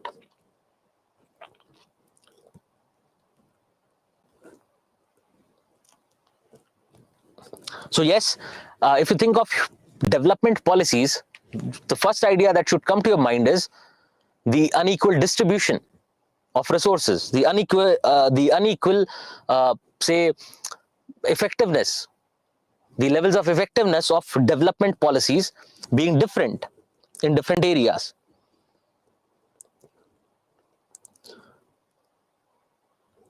So it is related to the government interventions, in the sense that how much the government invests in most of these areas, how much the government invests, or what is the level of government intervention when it comes to ensuring clean food, clean drinking water, when it comes to sanitation, right? Great. So what you have to do basically in the body part is think of various other factors, but limit those factors to developmental policies. Please do not take up factor, because see, ultimately every factor can be related to developmental policies, but take up the factors which you are listing, take up the direct factors of which relate to developmental policies, then also briefly talk about the other factors as well. So I hope your body part can be covered. Your body part can be covered. And yes, so you are suggesting the ineffectiveness of these development policies, right? So you can briefly give an account of how these policies become ineffective. These policies can become ineffective because of design, because of implementation, right? So you need not worry about design and implementation of policies, because as we move in paper 2, this is what our main focus is going to be. And I'm deliberately keeping that part at the end so that you storm your brain completely before we discuss the process. Because in every chapter or in every module, I've added a question, either it is a previous year question or I've added a practice question which relates directly to policy implementation or design. And it has been done so that by the time we understand completely, you are storming your brain on a regular basis and you are very well prepared before we reach that stage. Okay, so now think about your introduction. Body can be done, introduction and conclusion. Think about conclusion first. Now, conclusion can talk about various suggestions which will fix these issues. The issues that you have highlighted in the body part you can just give suggestions for to fix those issues. Now think about introduction. Okay. Suggestion on implementation, suggestion, and it should not only be limited to your not only limited to lack of availability, but should be comprehensive in nature. So you can this is the part with your answer writing, because with writing more and more answers, you'll understand which all points to cover, because you would have to compress. And by now you would have realized that initially a few of you were feeling that I do not have the content. Where do I get content from? But now the problem is different. You have all the content, you just have to learn how to compress it and present in the answer.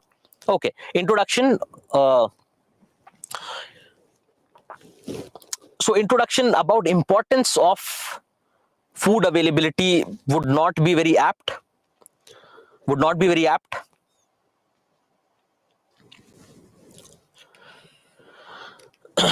So, okay, Vaishya is saying that reason for focus on lack of availability of food. So, rather than doing that, why can't we think of in what ways government has focused on availability? And that's why I was emphasizing on this point that food availability is not a problem since Green Revolution, right? So think of ways government has focused on food availability. That can be one introduction. Okay, I've skipped others. Name other factors with, also the other factors are anyways going to come in your body part. Okay, we will just cover the body part again. Please do not worry, we'll cover the body part again. Okay.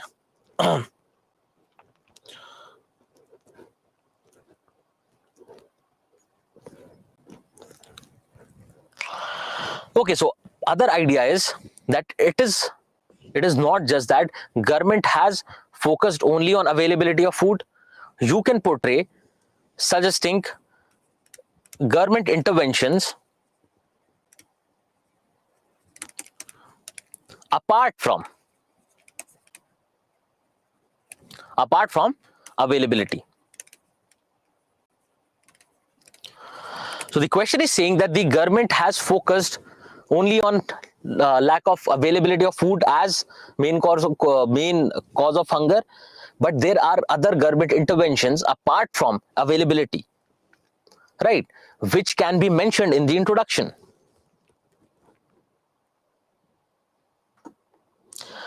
Yes, so yes, the suggestion that you have given, Abhishek, is right.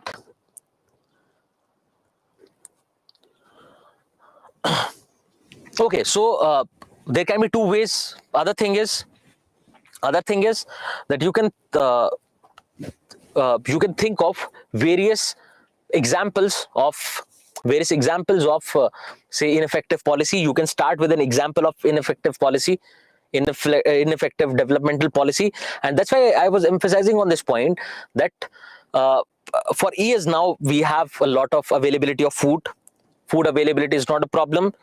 Then all the indicators related to development are we are doing fairly well, but still we find that the problem of hunger is not going away. What can be the reasons? And that's why I was trying to emphasize on this point so that you storm your brain. Okay, coming back to the body part, just think about this. The question is saying lack of availability of food as main cause of hunger takes attention away from ineffective human development policies. So what we have to do is we have to think of how human development policies, like your policy related to poverty alleviation, right? In poverty, we discussed that poverty and economic development go hand in hand. Poverty as a consequence of economic development. Poverty as a consequence of economic development. That is something we just saw a few minutes ago. So from there you can get your part. That is one related to poverty. The other human development aspects, think of related to education, think of health, think of basic availability of sanitation, clean drinking water, right? These can be various other factors which are related to human development policies, which also impact malnutrition, which are also a direct cause of malnutrition. So the idea is think of various causes of malnutrition, out of which you have to take out availability part. Done. Then out of those causes that we have seen previously, think of various causes which are related directly to human development policies. So there can be various things which you can mention. So what you have to do is just go back to the causes part, right? Go back to the causes part and extract things related to human development.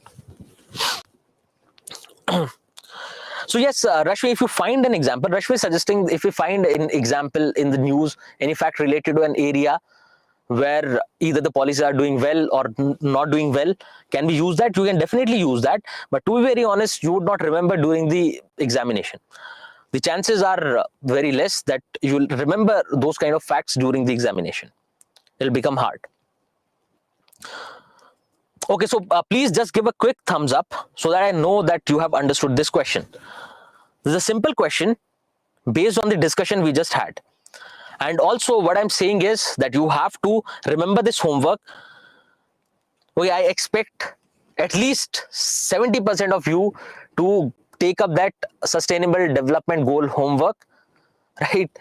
So that we can have a good discussion, because that will help you to broaden your horizon. So why just limit ourselves to what has already been asked? Why not think about something? Think about something that we can do better, right? Okay, great. So with this, let's do one thing. Let's take a break so that we start with our next chapter, that is on health. Okay, so let's take a break, because let's name the person who has been feeling hungry. So it is Praveen, who is very hungry. Let him or her have food and we will meet again. Okay, so 7:13, we'll meet again. We'll start our discussion.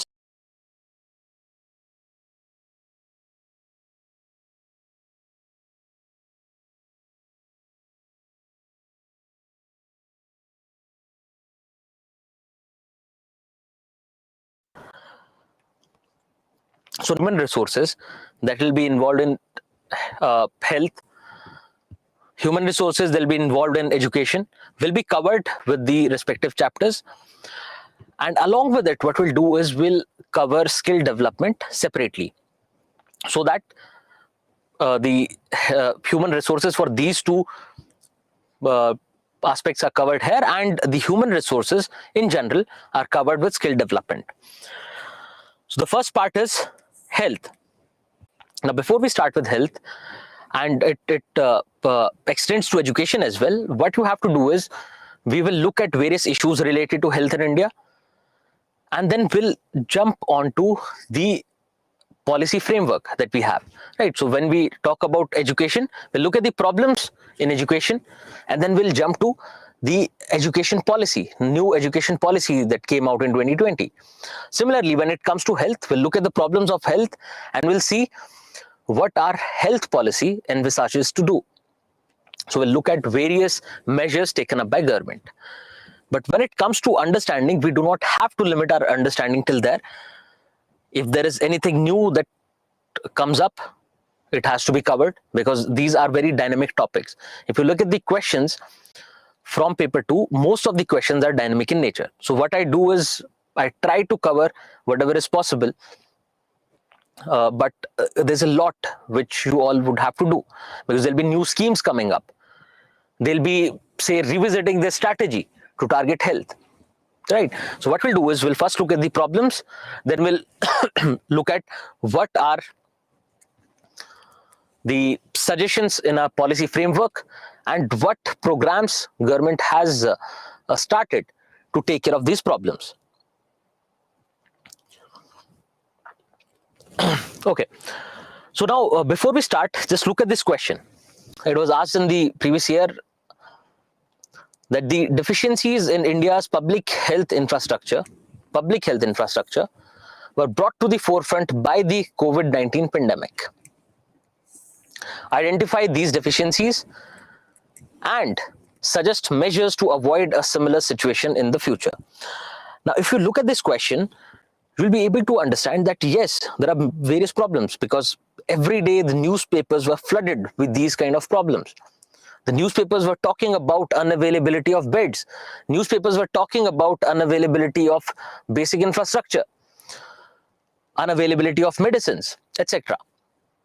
And on similar lines, what we'll do is we'll look at various problems related to our health infrastructure, related to infrastructure in health, related to government spending on health, the role of private sector in health. Can digitization help us take care of various problems related to health, etc. Now, please do remember that the part of nutrition that we have just covered is one of the most important factors when it comes to maintaining health. So basically, the topic of health, or rather healthcare system in India, will be divided in three parts. One will be various preventive measures that the government is coming up with. Then the other part is various curative measures. And along with that, we'll look into the health management part. That what are the various problems related to that and what can be done to tackle those problems. Now look at health. Now generally we understand being healthy as being disease-free. Being healthy as being disease-free. But is it all that we have to understand? Is health just related to being disease-free? Not having disease, is it equivalent to health? What do you understand? What do you think? Now the basic idea here is that health is not just absence of diseases, but it is a state of complete physical, mental and social well-being. So it again is centered around the idea of well-being. It is not just limited, the definition is not just limited to absence of diseases. So when you look at health, you do not just have to think about how can we be disease-free. You have to think about how can we lead a healthy and active lifestyle. Now, there are various determinants of good health. Why are we doing this? You will understand. Access to various types of healthcare services. This is still where our understanding is generally limited. That we understand availability of healthcare infrastructure, availability of medicines, availability of doctors, etc. As being the idea of health is limited to this aspect. But there are other factors as well. There are factors about the lifestyle choices that one makes. Whether one wants to lead an active lifestyle or whether it is very sedentary. It is about the choice of food. The way we were discussing in nutrition, that it is ultimately dependent on the choice of your food. Now think about this. If you make poor choices related to your eating habits, related to your lifestyle, you'll find that you would not get sufficient nutrition. If you do not have sufficient nutrition, if you are malnourished, then you are more vulnerable to falling sick. Similarly, various family, social relationships, etc. also affect health. Just think about this. If you're living in a society where you do not have freedom of speech, if you're living in a family where the family discriminates on the basis of your gender, that they do not provide you sufficient, say, nutrition, they do not provide you with healthcare opportunities. There can be families who do not take care of the children, who do not take care of elderly. So the health or good health is basically based on various other factors, apart from being disease-free, apart from the limited understanding of quality healthcare. Now let's look at various problems related to health in India, and this is something that you will be able to relate easily. And what I've done is I've used various data sets, be it from your National Family and Health Survey, be it from your sample registration system, be it from your prelude to or background to national health policy. So I've taken up various data sets to portray this. Now, a few of these will be a repetition because we are going to definitely talk about infant mortality rate, which is a direct indicator of health.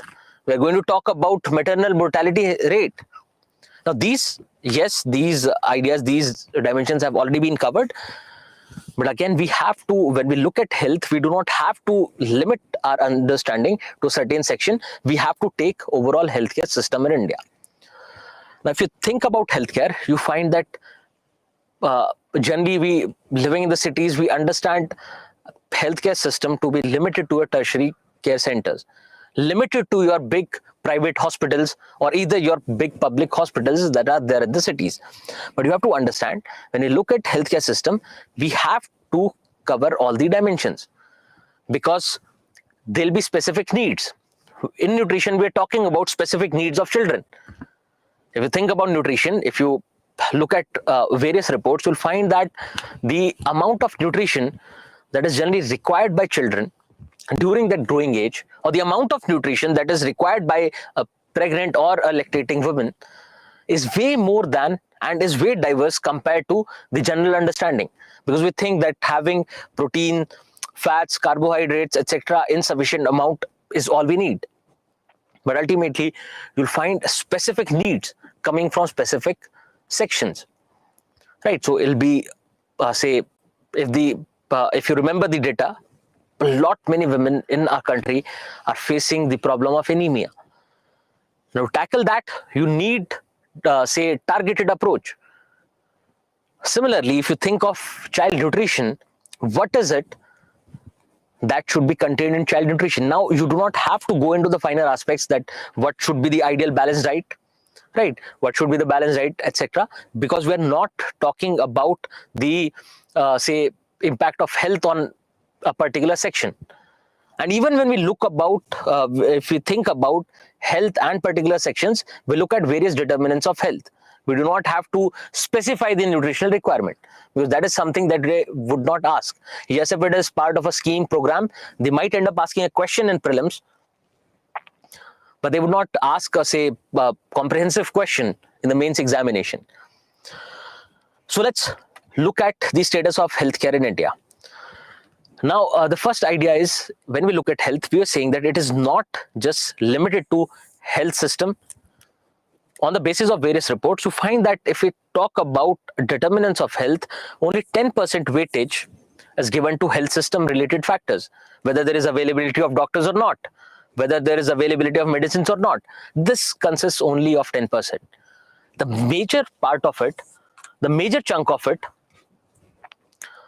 goes to your lifestyle, the kind of lifestyle choices you make, the levels of nutrition that you have, and various other biological and environmental factors. So when we think of health, do not just think of health in, say, curative sense. Do not just think of health as, say, going to a hospital and getting it treated. And if you remember, during COVID, there are a lot of promotive steps, etc., that the government had taken. And we will come to all those. So you remember that most of the weightage has to be given to the kind of lifestyle choices you make, how active a lifestyle you lead, whether you go for workout or not, whether you engage in any kind of sports or not, right? Then if you think of health, you think of life expectancy directly, that how long, because if a person is healthy, they live longer. If a person is healthy, they live longer. That's what it is. So if you look at life expectancy in India, it is close to 70 years, right? It has actually exceeded 70 years now. And it is being said that it is being projected that it will go on increasing over the years. It will increase by at least 4 to 5 years in the coming 5 years. But if you compare the life expectancy in India to our neighbors, just look at it. In terms of expenditure on health, we're lagging behind. In terms of life expectancy, we're lagging behind. In terms of infant mortality rate, we're lagging behind compared to our tiny neighbors who do not even have sufficient resources. So one idea is clear, that it is not just about how much resources a country has, but it is also about how well do we invest those, whether they are, say, used in right direction or not. And also, when you think of life expectancy, let me ask you a question. Just think of a person living in Delhi and think of a person living in the Himalayan state of Uttarakhand. Whom do you think would have more life expectancy? A person living in the polluted environment of Delhi, or a person living in the comparatively cleaner environment of Uttarakhand? or any other Himalayan state.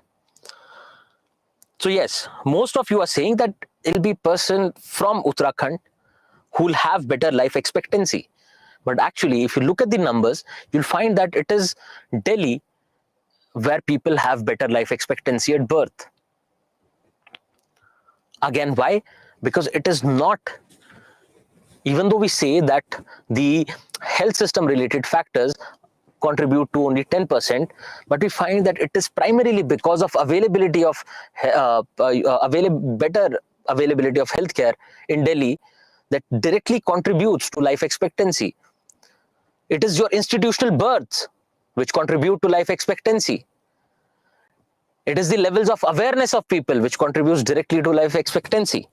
And again, we do not have to go in the numbers. We just have to understand that yes, there'll be a few rules, few general rules, but there'll be exceptions as well. Also, you'll find that in rural areas, the life expectancies will be low compared to urban areas. Simple reason, again, being availability of better healthcare system. So you might dispute this argument, dispute this report saying that more weightage can be given to health related systems as well. It is not just limited to the lifestyle, the environment, etc. So you'll always find exceptions to the general rules, but you always you have to remember when it comes to health, because life expectancy, yes, it is also a good measure of health, but it is not the only measure of health, right? So the quality of life that you lead is also important, because a person who's living in polluted environment, who's living in a very stressful environment, their quality of life compared to a person living in cleaner surroundings, etc., is poor. Right. So quality of life also matters. So it is not just these indicators. Please remember, it is not just these indicators, or it is not just the objective idea of health that we have to look into. We have to look into the comprehensive idea of health. And that's why I have mentioned these factors. Now, coming to next part, that is mental health. One is, if you go around looking in the city, if I ask, most of you would say that you do not know any mental health practitioner in your area. You do not know a clinical psychologist in your city. And even if you go out to find someone practicing mental health, or someone working in the same field, either a counseling psychologist, clinical psychologist, or psychiatrist, you'll find that there is a great lack. There's a huge gap when it comes to mental health. Because one idea is people are not aware. The moment you think of mental health, you get an idea that someone has gone mad, someone is behaving in a different manner, in socially unacceptable manner. That's what our idea directly goes to, the moment we think of mental health. But mental health also the idea is very comprehensive. At times you'll feel that, okay, I'm feeling low. And yes, most of the times you'll find that the feeling goes away. With time, the feeling goes away in a day or two, or maximum a week. But at times, what we do is we make peace with that feeling. We become comfortable with that feeling. And that feeling goes on extending. They'll remain persistent in your life, but you get used to it. And if someone suggests that, see, sir, I do not feel that everything is all right with you, you should go check with a mental health practitioner. And you would say, no, I'm completely fine, and it is nothing like that. But those problems, if they persist for a long time, it is going to definitely impact all the dimensions of your life, be it your personal life, be it your private life, be it your social life. So if you see that when we think of mental health, there is a lot of problem because we do not have sufficient practitioners. The availability of human resources is low. Awareness in people is also low. And you find, if you think of mental health, and if you remember COVID times, most of the people, you find that they were facing some problem or the other. People were undergoing a lot of stress because a lot of them lost their jobs. People were under stress because they were forced to live inside their houses. People were under stress because they were living with their families. And that's when you find that there was a rise in the cases of mental health. There was a rise in the cases of divorce. There's a rise in cases of domestic violence. which are all direct indicators of mental health. So mental health again is a problem. We do not have sufficient human resources. We do not have sufficient awareness, and this is something that has to be normalized. Then you think of the increasing proportion of elderly in our population. And we were saying that every section has different needs. Every section of the population has diverse needs. When it comes to nutrition, they have diverse needs. When it comes to healthcare, they have diverse needs. Your women have to be dealt in a different manner. When it comes to, say, pregnant women and lactating women, the needs are different. When it comes to your elderly, they also need specialized care. When it comes to children, they also have, and you find that you have doctors, specific doctors for specific sections. There'll be clinics, there'll be hospitals which will be centered only around issues related to children. Then now you find that over the years, the elderly population has been increasing, and it is projected to increase even further, if you remember our discussion on elderly. Now, with the increasing proportion of elderly, do you think we have, say, healthcare system adapting to it? Is the healthcare system also adapting to the growing demands or the demands which are to grow further in the future of the elderly? And the answer is no. We do not have a lot of specialized practitioners when it comes to geriatric care. That is basically related to elderly. Similarly, the problems related to children. One problem we have just seen, the problem of malnutrition, because if we think of malnutrition, we think of wasting, we think of child mortality rate, we think of stunting, underweight, etc. Also, another problem related to it is the decreasing sex ratio in a few states. The sex ratio is also a problem because it also portrays the condition of women or the condition of girls in our society, because they are not being provided. Why the maternal mortality rate is high? One is lack of awareness. Second is the discrimination that they face when it comes to basic necessities. And if you remember, in the chapter on women, I'd shown you some data related to availability of basic healthcare, availability of education, etc., which is also problematic. And while we are discussing these problems, I hope various schemes, government policies, government interventions are coming to your mind. What we'll do is, all those things that you have in your mind, we are going to fit those in the basic framework of your health policy. I'll tell you, most of the data that is here is basically coming from the backdrop to National Health Policy 2017, because that was the last policy that we had, that we saw, and the government is working in the same direction, right? So it'll be another 10, 15 years by the time they change their policy. So most of the data is coming from there. Okay. Now, the burden of particularly non-communicable diseases, it amounts for 60% of all the deaths that happen in our country. What kinds of non-communicable diseases? Can anyone suggest?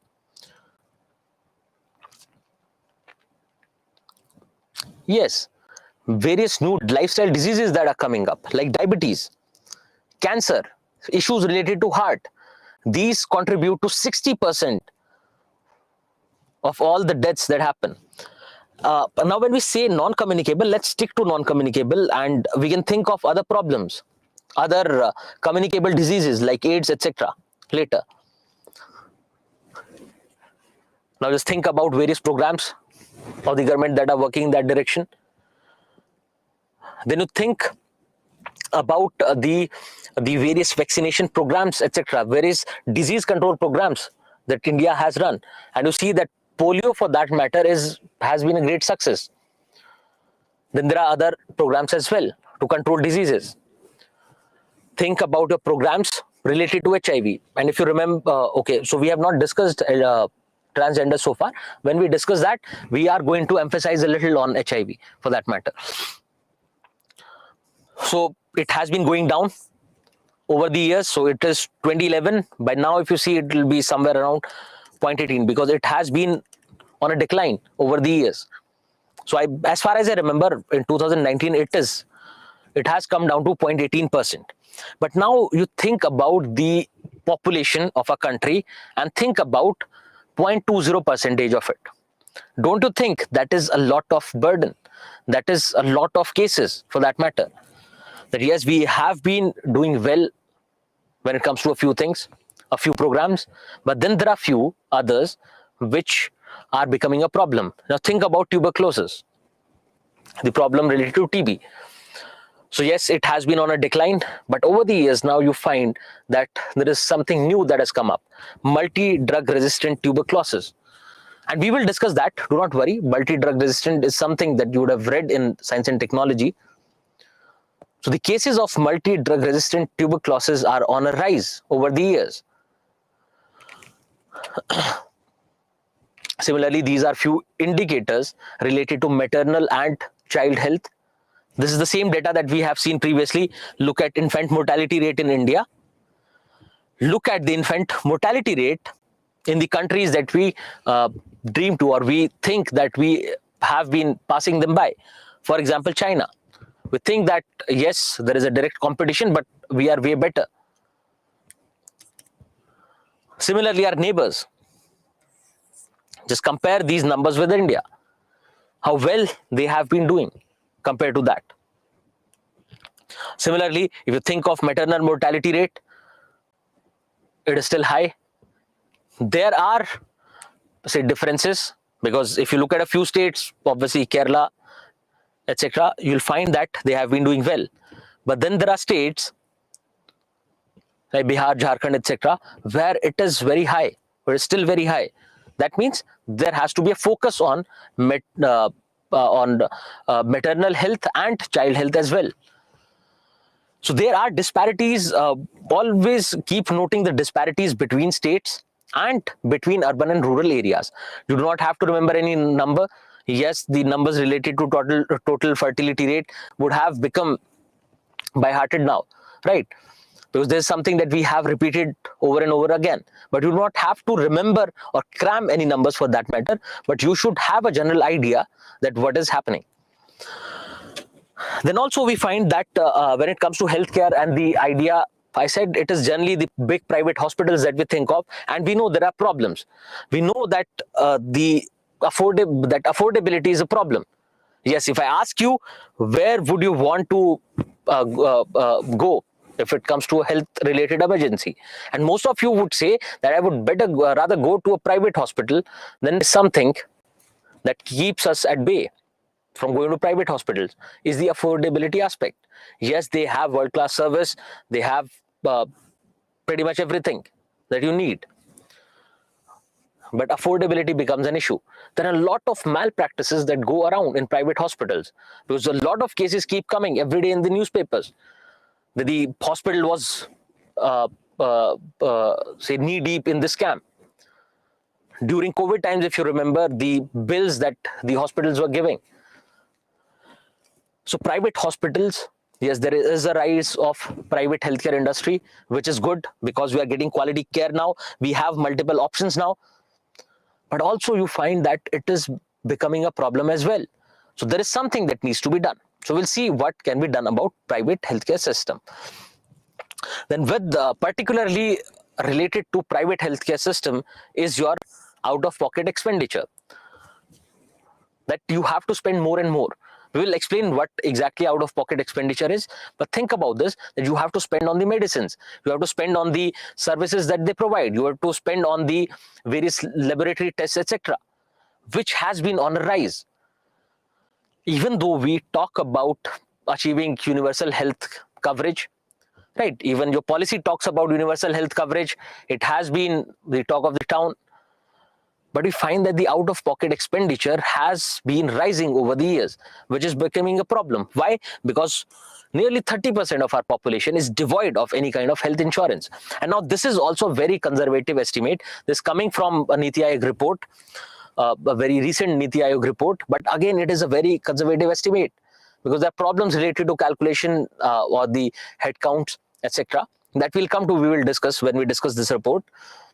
But most of the people do not have insurance. If you do not have insurance, you have to spend from your pocket, which is getting higher and higher, which is also a problem with our healthcare system. The way we saw that we do not have sufficient healthcare practitioners when it comes to mental health, you find that overall our healthcare system is facing a problem of human resource crunch. If you remember your experience with COVID is something that tells you the story, that makes everything clear, that we do not have sufficient beds in the hospitals, we do not have sufficient number of doctors, nurses and other healthcare practitioners. And I'll show you a few numbers that the average has to be X, but we are lagging way behind. That for every 10,000 people, we should have this number of healthcare practitioners, but we do not have. So lack of human resources when it comes to healthcare. And when we discuss this, things are coming to your mind that what can be done, right? Because if we do not have sufficient number of colleges, we would not have sufficient number of healthcare practitioners. So it has to start from the scratch. Increase the number of colleges so that you have more number of healthcare practitioners. And we will definitely see various problems related to human resources. Now, we see that there are various problems. We find that we have inadequate infrastructure when it comes to beds, etc. We have less and less number of healthcare practitioners. There are problems related to private healthcare industry. But we still find that the spending on healthcare in India is still low, is very low. So the average can be around the suggested percentage of GDP to be spent on health is around 6%, that which will be ideal to take care of all our issues. Now again, there is a caveat that will come to, but we find that it is merely 2% of our GDP, which is very low for a country of our scale, for the problems that we have, for the scale of problems. Think about the problems that we have and think about the investment that the government is making. Because if the government does not invest, the private players would consider urban areas, as simple as that. They would open up their hospitals, better quality services will be provided only in urban areas. But what happens to the rural India? Because rural areas are mostly dependent on public healthcare infrastructure, and particularly the poor. And when I say private and public, do not think of private sector as limited only to your big hospitals, your small clinics, etc. everywhere across the country. They are also part of private healthcare system. And we'll see what are the problems related to that. Then also you find that to do something better, to make things better, you would have to always invest in R&D, research and development. But research and development is also is an area where we are lagging behind. So you think that if you look into your news and if you look at to what various politicians have to say, we say that Indians are the best when it comes to research and development. But if you look at the investment in healthcare or research related to healthcare, it is not even 1%. It is not even 1% of the entire healthcare budget, that we do not invest in any kind of research and development. And that is the reason we have to rely more and more on others, on foreign countries, on various companies to invest on research. So these are basically the problems related to your healthcare system. Apart from this is not an exhaustive list in any manner, but apart from this, there can be other problems. Whatever we have mentioned so far, apart from this, can you think of any other problem related to healthcare system in India? It can be about quality of healthcare, because quality of healthcare is not something objective or something that we can count. So the quality of healthcare is also under question. Then is there any other thing that comes to your mind? So yes, lack of infrastructure. Then distance in villages is basically about accessibility. Think of your elderly. Do you think the elderly have accessible healthcare available to them? Concentration of healthcare in urban areas. Think of your equipments, etc., that are being used in your general private hospitals. Yes, great. Great. So XY has suggested that there is a lack of trust. There's a trust gap between public healthcare system and people in general.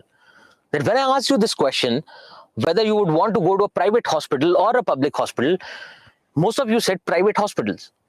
Don't you think there is a gap, there is a trust deficit between us, the people, and public healthcare infrastructure? So yes, so there are various other problems as well. It is not an exhaustive list.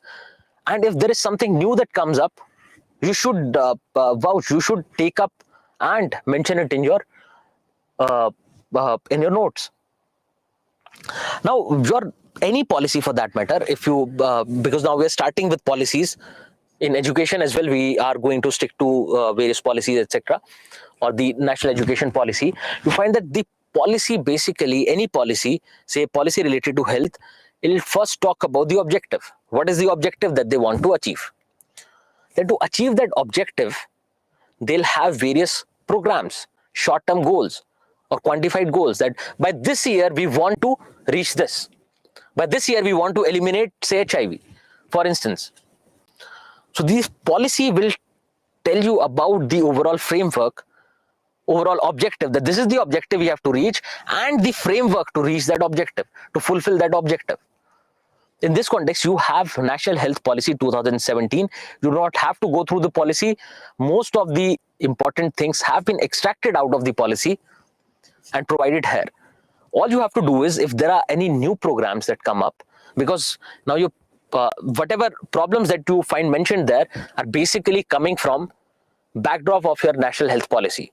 So your policy, when you formulate a policy, you first identify the problems. That these are the problems that we want to fix, and this is our objective that we want to reach.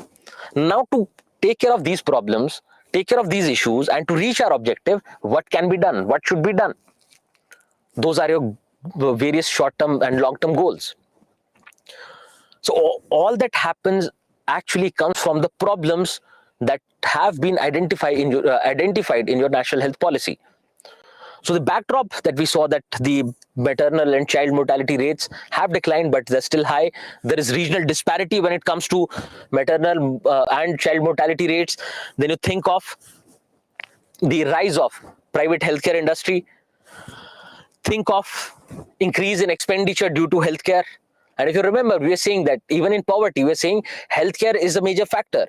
That one health-related emergency in a household can actually bring you from above the poverty line to deep below the poverty line.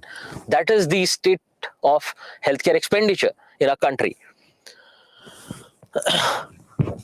With that, you see that we have the government has more and more revenues now, and they can definitely invest on healthcare. They can increase their spending on healthcare, but there are problems. Now look at the overall objective that the national health policy wants to achieve. This is what will form the framework in your mind how we have to approach the chapter on health. Till now, we have just identified the problems. The chances are very less. Yes, they might ask a question directly on what are the challenges related to healthcare in India. But the more chances are that a question will be asked about what are the various government interventions, what are the problems related to government programs, etc. What are the challenges related to healthcare, and what are the government interventions, and what can be the possible suggestions. That is where your questions will come from. And I've also predicted a couple of questions which can be asked. Let's see, we will discuss them once we reach there. And this objective of the policy will decide how we are going to proceed, what are going to be the problems. Because all the measures that the government has been taking up in the past few years come directly from this national health policy. Those are various programs which have been identified under national health policy. Yes, the names of the programs would not be there, so they would have identified the problem of maternal health, so they'll come up with a program now. So all these programs that come up related to health, any betterment in health, even if you talk about push towards Ayush, etc., everything is coming from your national health policy framework. So let's look at the objective. It talks about the attainment of highest possible level of health and well-being for all at all ages. So everyone, including your children, elderly, your female, transgender, and other adult population, everyone is to be covered, is to be provided highest possible level of health. Now, when they say health, it is again not limited. This idea of health is not just being disease free. The idea of health and well-being is basically covering all the dimensions of life as discussed through a preventive and promotive healthcare orientation.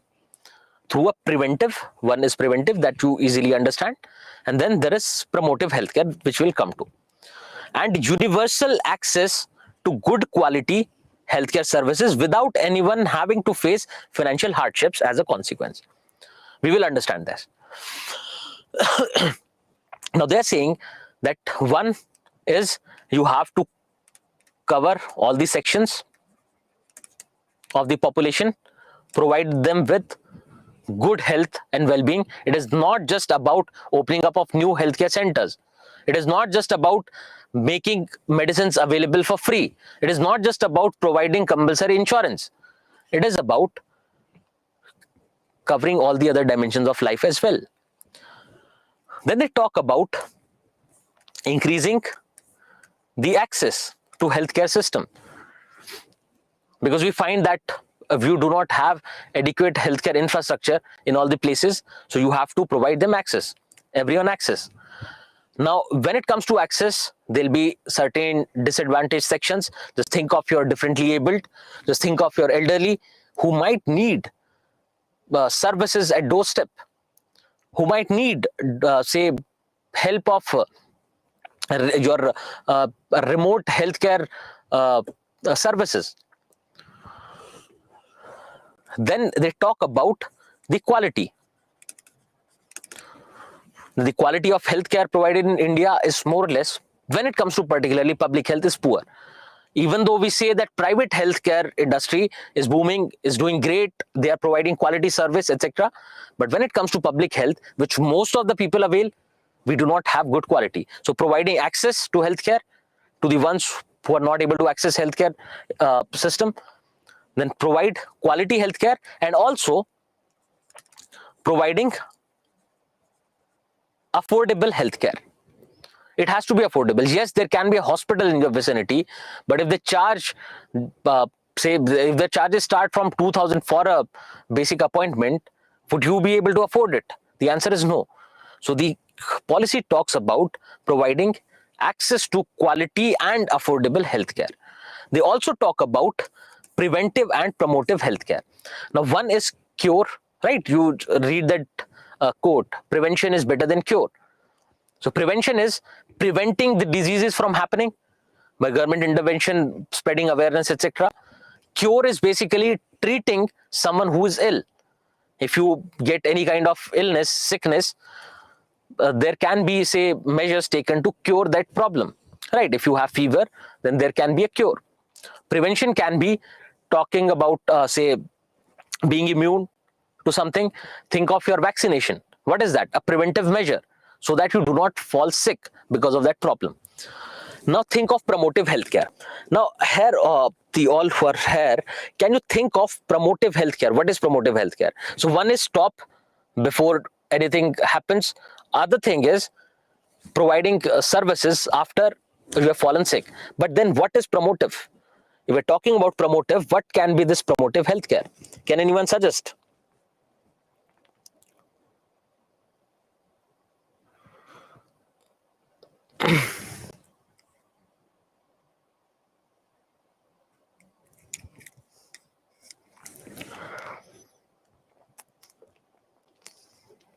Okay, so some of you are suggesting awareness. Now, if you think of awareness that comes as a part of preventive measures as well, then a few are in right place. Just think about yoga. Now the government is saying yes, it is preventive. Why? Because it would it'll help you from getting from falling sick. If you engage in yoga, it will help you in keeping your body, mind and soul healthy, and it will prevent you from falling sick. But it is promotive in the sense that now you are making people a part of this. The stakeholders are becoming a part of the process. When it comes to preventive, it is mostly being provided by the government. They are the ones who are intervening. Now the government is, yes, making you aware. The government is telling you it is with your support that we can help you keeping yourself healthy. So including the public, including the stakeholders, and making them a part of the system, making them a part of your approach. That is what it is. Yes, so if you think of promotive healthcare, you think of your Swachh Bharat Abhiyan, you think of yoga that the government has popularized. Now again, you think about this, that this is also coming from directly from your policy, right? So it is not random that there has been a push towards yoga. It is part of your policy. Okay, so what are they talking about? They're talking about providing access to good quality and affordable healthcare. Then they are also talking about covering all the sections of population and providing preventive and promotive healthcare orientation. Now just think about this. When we talk of access, quality and affordability, do they go hand in hand, or can there be a problem? Can there be a problem if you want to provide quality and affordable healthcare? Can there be a problem with that? Or is it easy? Is it very simple? What do you think?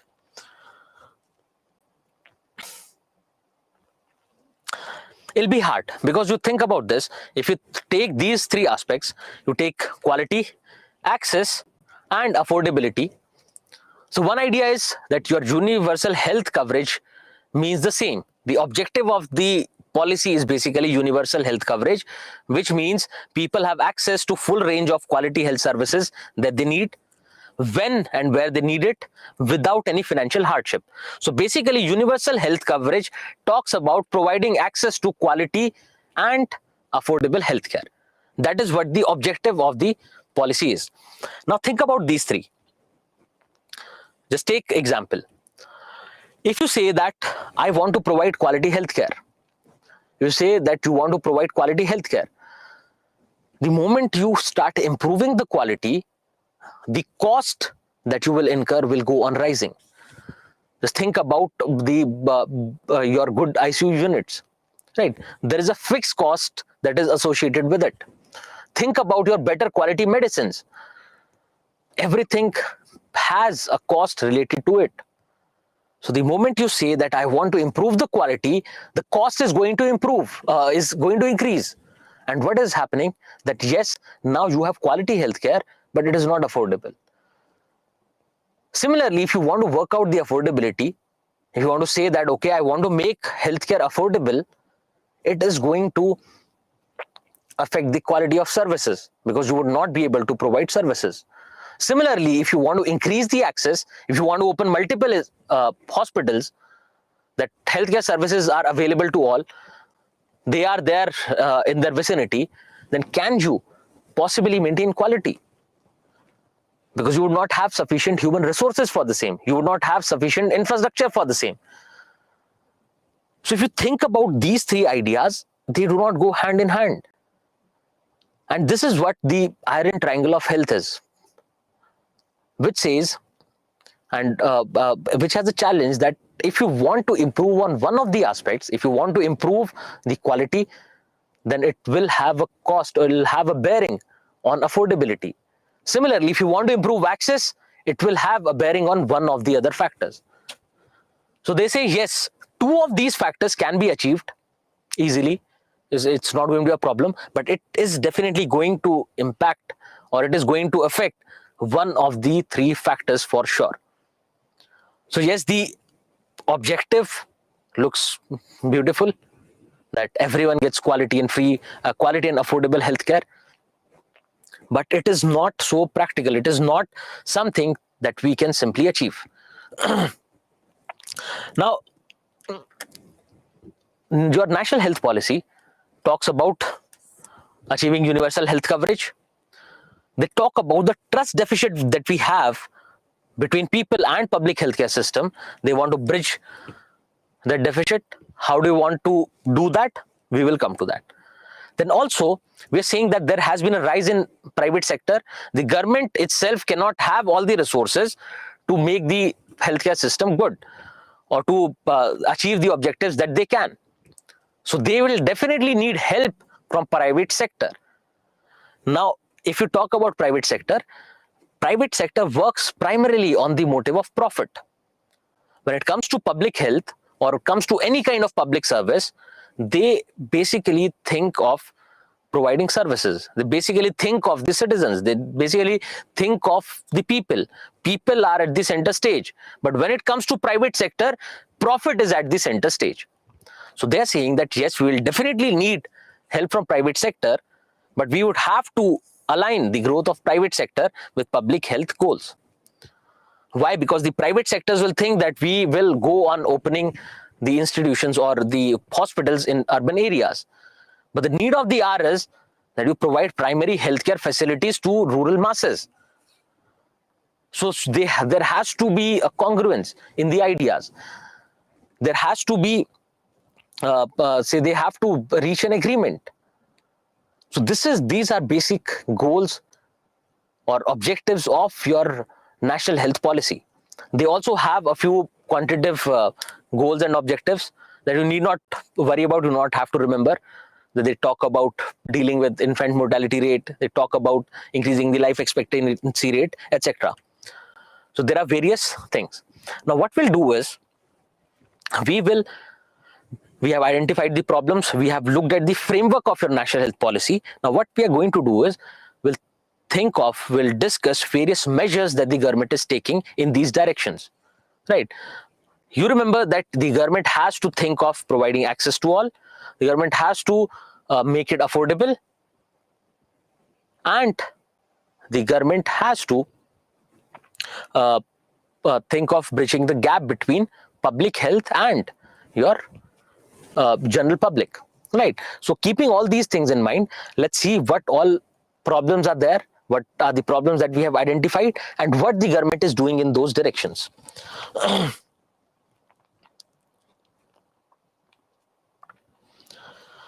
Okay, so Femina, you can keep your suggestions right now. We are definitely going to come to suggestions part as well. Let's see what other questions are there.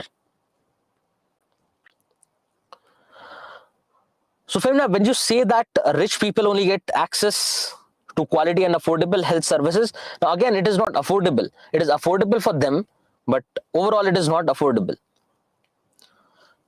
Okay.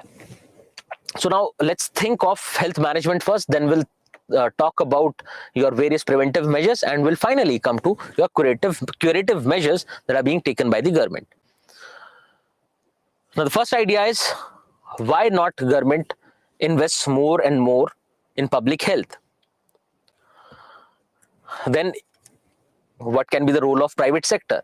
The first idea is, when it comes to public expenditure, we see that it is somewhere around 2% of the GDP, which has to be even the health policy envisages to take it to 6% of GDP. Now the health policy says that 6% of the GDP is something that should ideally be achieved, but they have kept the target to around 3.5% of the GDP.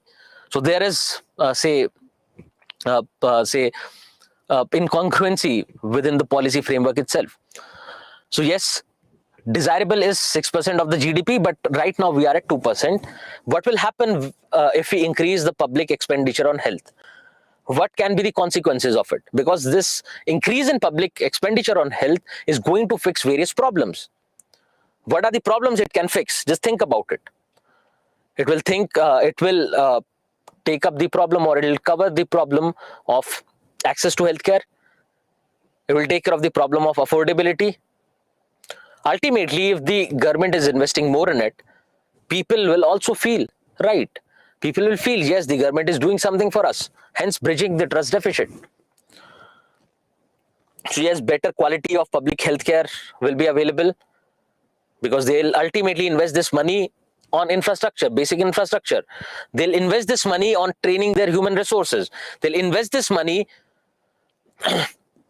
on making the medicines cheaper. They'll invest this money on research and development, right? So various problems that we have seen can easily be tackled if we increase public expenditure on health. So if a question like this can be asked, if a question like this is asked, that how can increased expenditure on public health can help government achieve its objectives under the national health policy, you are ready with your answer. Because all the problems that we have identified, this is something which has the potential of taking it up and solving those problems. But this is something that we do not have the resources for. Yes, you can question the intent of the government, you can question the misplaced priorities of the government, but ultimately, the reality is that we do not have those kind of resources. So what is the option? The other option is bring in private sector. The other option is bring in private sector. That if the private sectors comes into picture, it will help us with providing universal health coverage. So why do we need private sector? To fill in the gaps. To fill in the gaps that are being left by your public healthcare system. So that is the basic requirement for privatization, and your national health policy also talks about privatization for that matter. They talk about bringing in your private healthcare system and your public goals on the same page. This is what it is. No, see, Rashmi, just think about this. We are saying that whatever taxes, whatever revenue we have right now, the revenue of the government that we have right now, using 6% out of it. Because again, taxation is progressive. Just think about this, with the increase in GDP, there has been an increase in the government revenue for that matter over the years. And yes, they have been suspending a little more every year when it comes to health, but ultimately it is not sufficient. So we are not saying that you go on taxing people or introduce various cess for that matter to cover up this thing. But yes, using the same sources, using the same resources and putting them in healthcare. And also, I'll tell you on this line, I'll tell you that it is not directly proportional to public healthcare spending. Achieving universal healthcare or universal health coverage is not directly proportional to public spending in health. Because you have an example. You have example of various countries. As far as I remember, it is right now, for example, Maldives is working on it for achieving universal health coverage. They're not spending so much, but ultimately the idea is you have to look at various determinants of health, because it is not just about, this money is not entirely going into creating new infrastructure. It is not entirely going into healthcare management.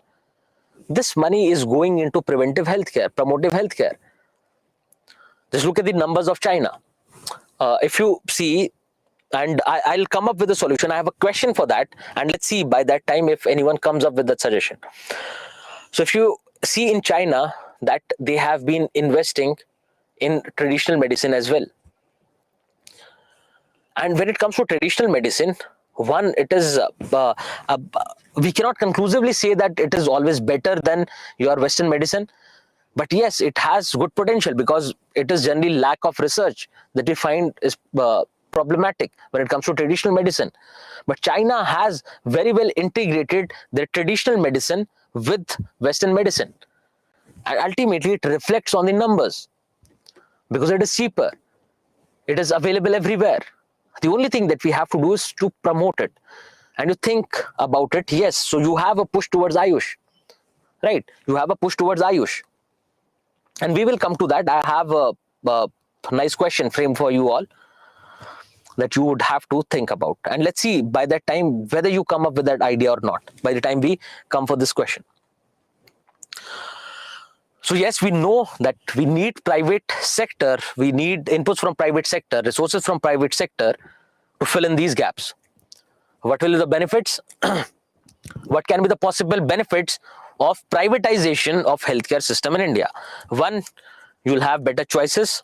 You'll have multiple choices to choose from. Then think about the quality of services that they provide. Right, they'll have good doctors, they'll have better infrastructure, the quality of services is going to be good. Yes, so when it comes to trust factor, the general population portrays more trust in private healthcare system compared to public healthcare system. Yes, so it is going to be efficient, it is going to be effective, etc. So there can be various benefits of privatization, and these benefits of privatization come from everywhere. Because you think about privatization in any other sector, and you can apply the same logic, extend the same arguments here. The government does not have enough to spend on public healthcare or basic infrastructure, private sector can. The government is not able to provide with good quality medicines, good quality healthcare, the private sector can. Now you think of the challenges, because that's where it becomes problematic. Because there are various challenges related to privatization. The first idea being profit orientation of the private sector, because their entire idea is based around profit. Profit is at the center stage.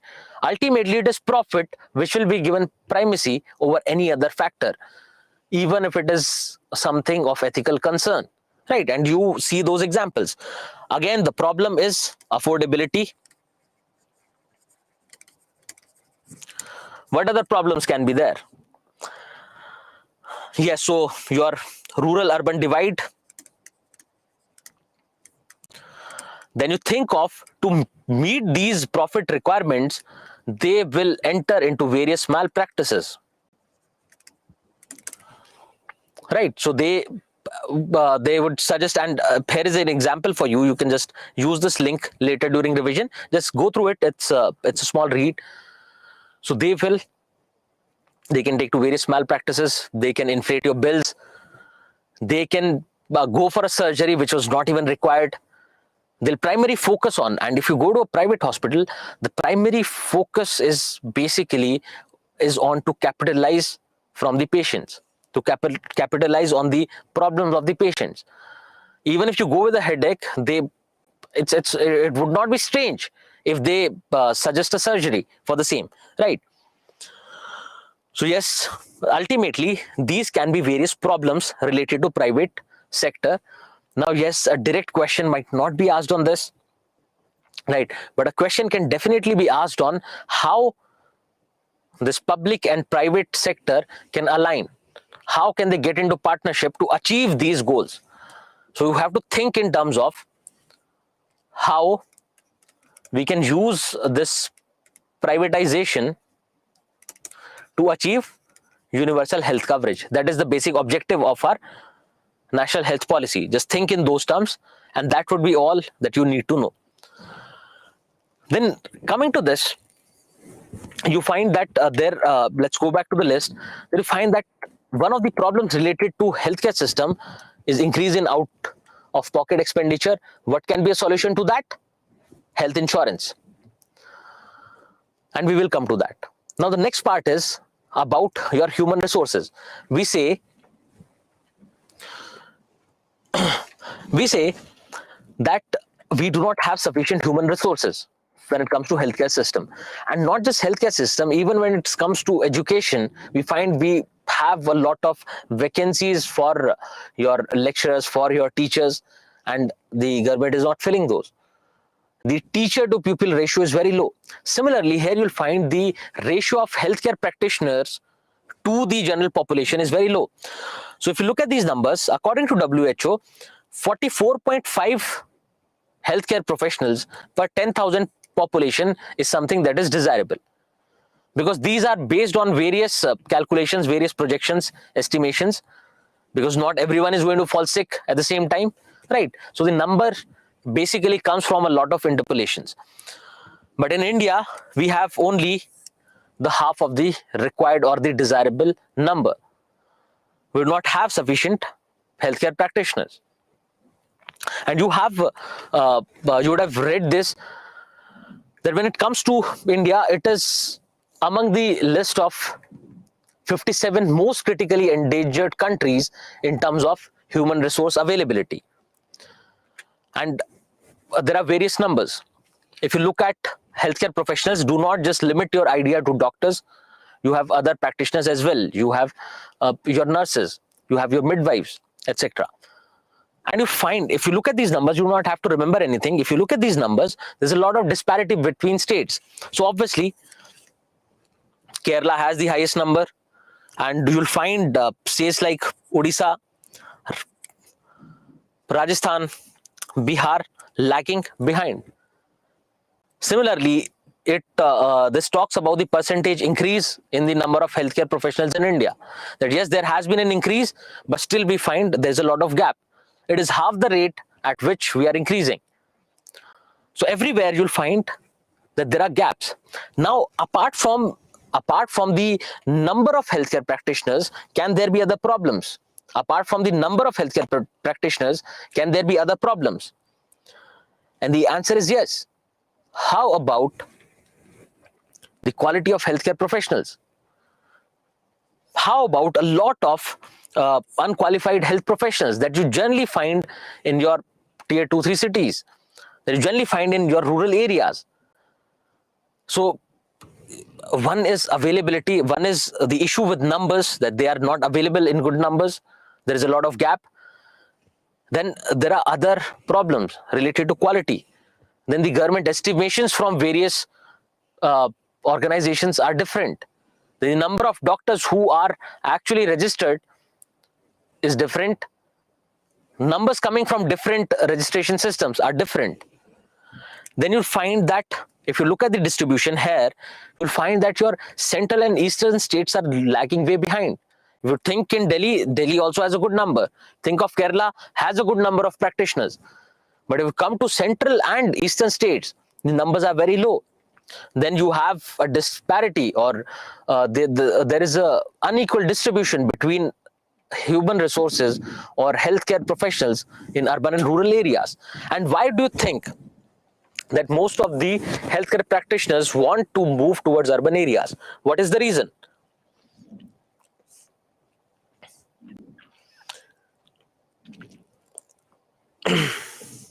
To live in urban areas for a better lifestyle, the remuneration is better. Most of your private hospitals are there in urban areas who pay better. They have better, perks. Apart from the salary, apart from the basic remuneration, they have better perks. They live in a better lifestyle. The children have better schools to go to. They live in a better society. So these are various factors on the basis of which people prefer urban setups, right? Then you find that majority of our workforce is there in private sector. People will find that because of low remuneration, because of no clarity on perks, unavailability of a lot of things, people or doctors or healthcare practitioners generally go for private sector because of various factors. And then you also find that the number of our institutions are less. We do not have sufficient number of medical colleges in the country, because of which the number of health practitioners that come out of those colleges are not sufficient. Then also there is a question on the capacity of those doctors or those healthcare professionals, because no proper training is provided. So these are various issues related to healthcare professionals. What can be done? Provide quality training. What can be done? There should be a separate department, should be a cell which will look into the training aspect, what has to be the subject matter of training, which has to look into the projections that the population is growing at this rate, the elderly proportion is growing at this rate, so we should have these number of practitioners here in these sectors. So there has to be a body to look into all these aspects. Then you set up medical colleges in rural areas. Now what happens is that the requirements of rural areas are different, right? They would not have lifestyle diseases so much. Simple comparison between urban and rural areas, they would not have. In rural areas, people would not face lifestyle diseases as much as people are going to face the same in urban areas. So their requirements are going to be different. They'll fall sick because of multiple reasons, right? Because they're working in the fields, so they'll have different problems compared to urban areas.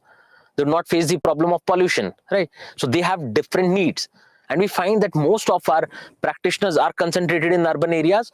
So if you want more and more people in rural areas, the idea is to take up people from rural areas, open up institutions in rural areas, prefer students coming from rural backgrounds, because ultimately they'll have a sense of giving it back to their community. Because ultimately we find lack of social responsibility in general masses in our country is a problem, because we do not take responsibility for anything at all.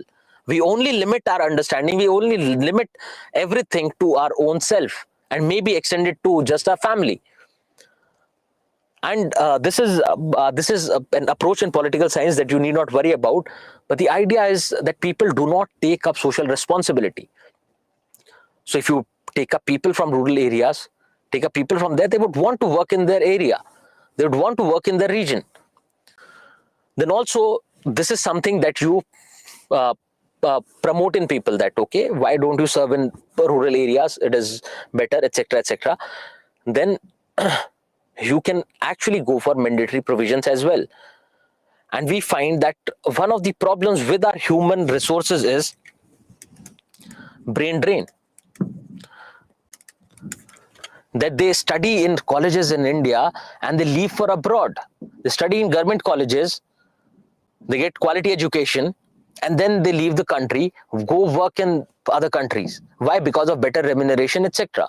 So one idea is to hold them back, provide them with better perks, remuneration, etc.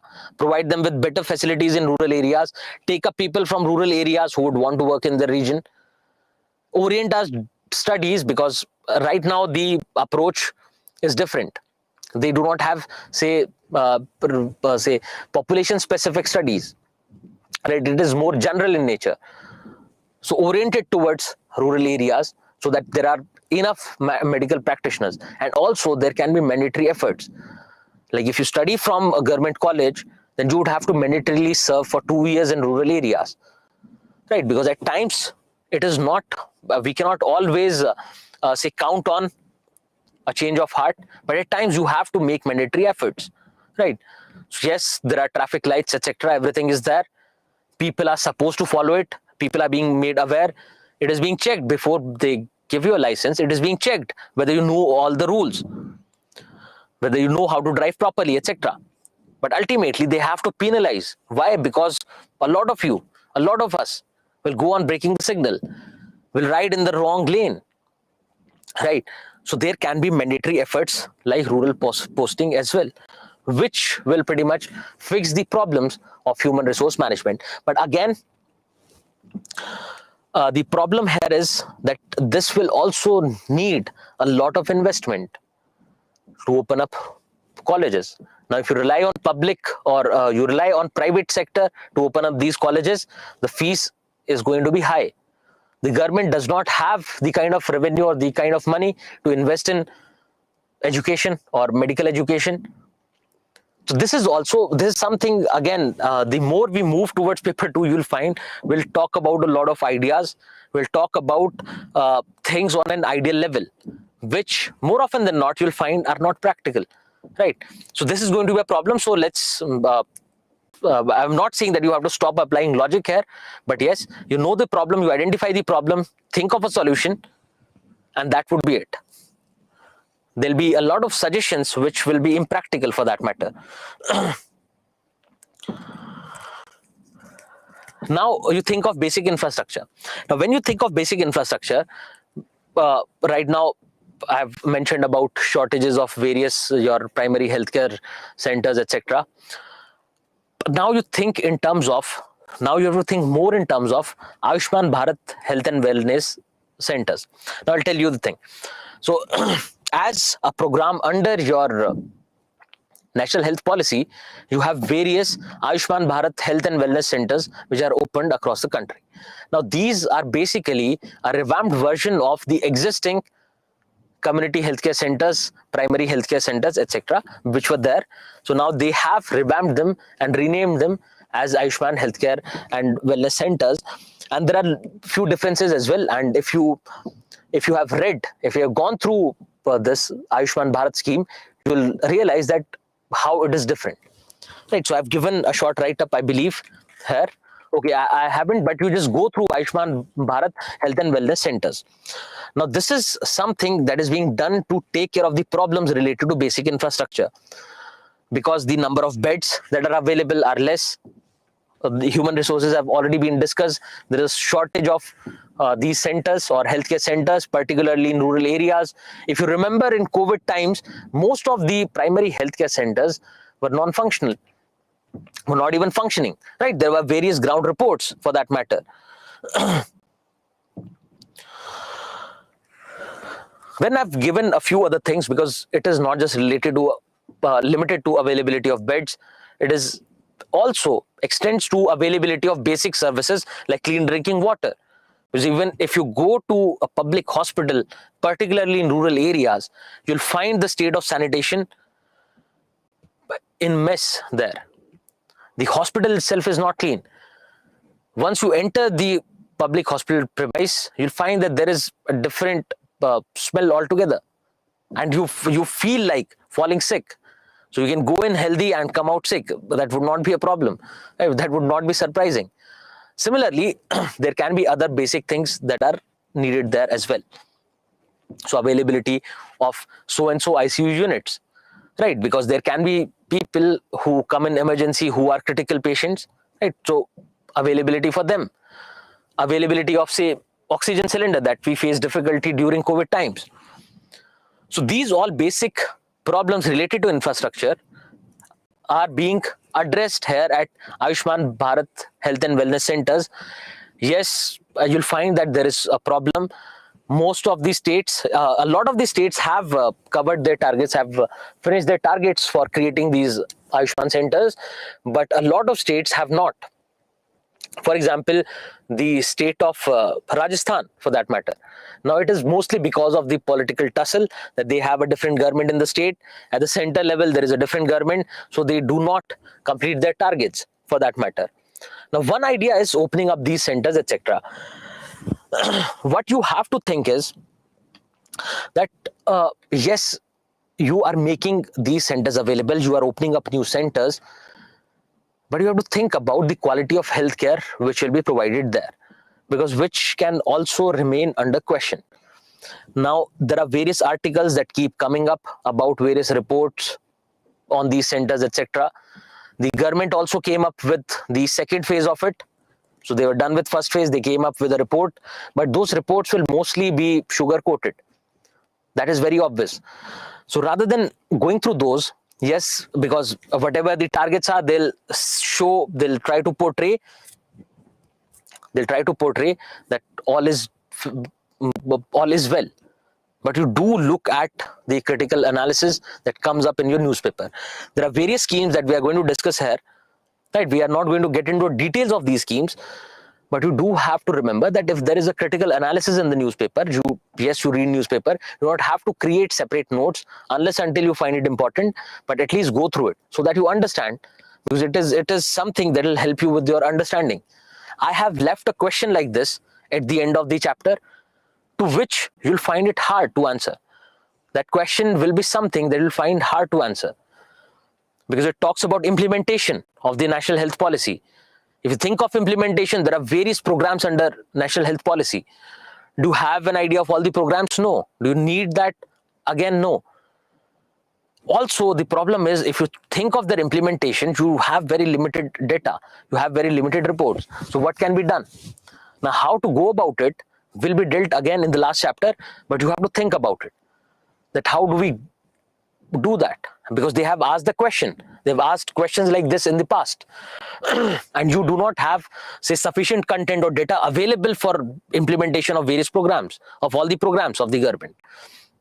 But whatever you find, please do go through it. Yes, so Bharti, probably she's from Rajasthan, so she's saying that there is another scheme, Chiranjeevi Yojana, that is being implemented there. So that can be the case. So I was just giving you an example about Ayushman Bharat Health and Wellness Centers, because ultimately you find it is a state subject, but everything has to be, but most of the things at least have to be done in the larger framework of the policy decided by the government, by the central government, right? So yes, areas can have different needs, different regions can have different demands from people. Those have to be taken into account, but the larger framework should remain the same.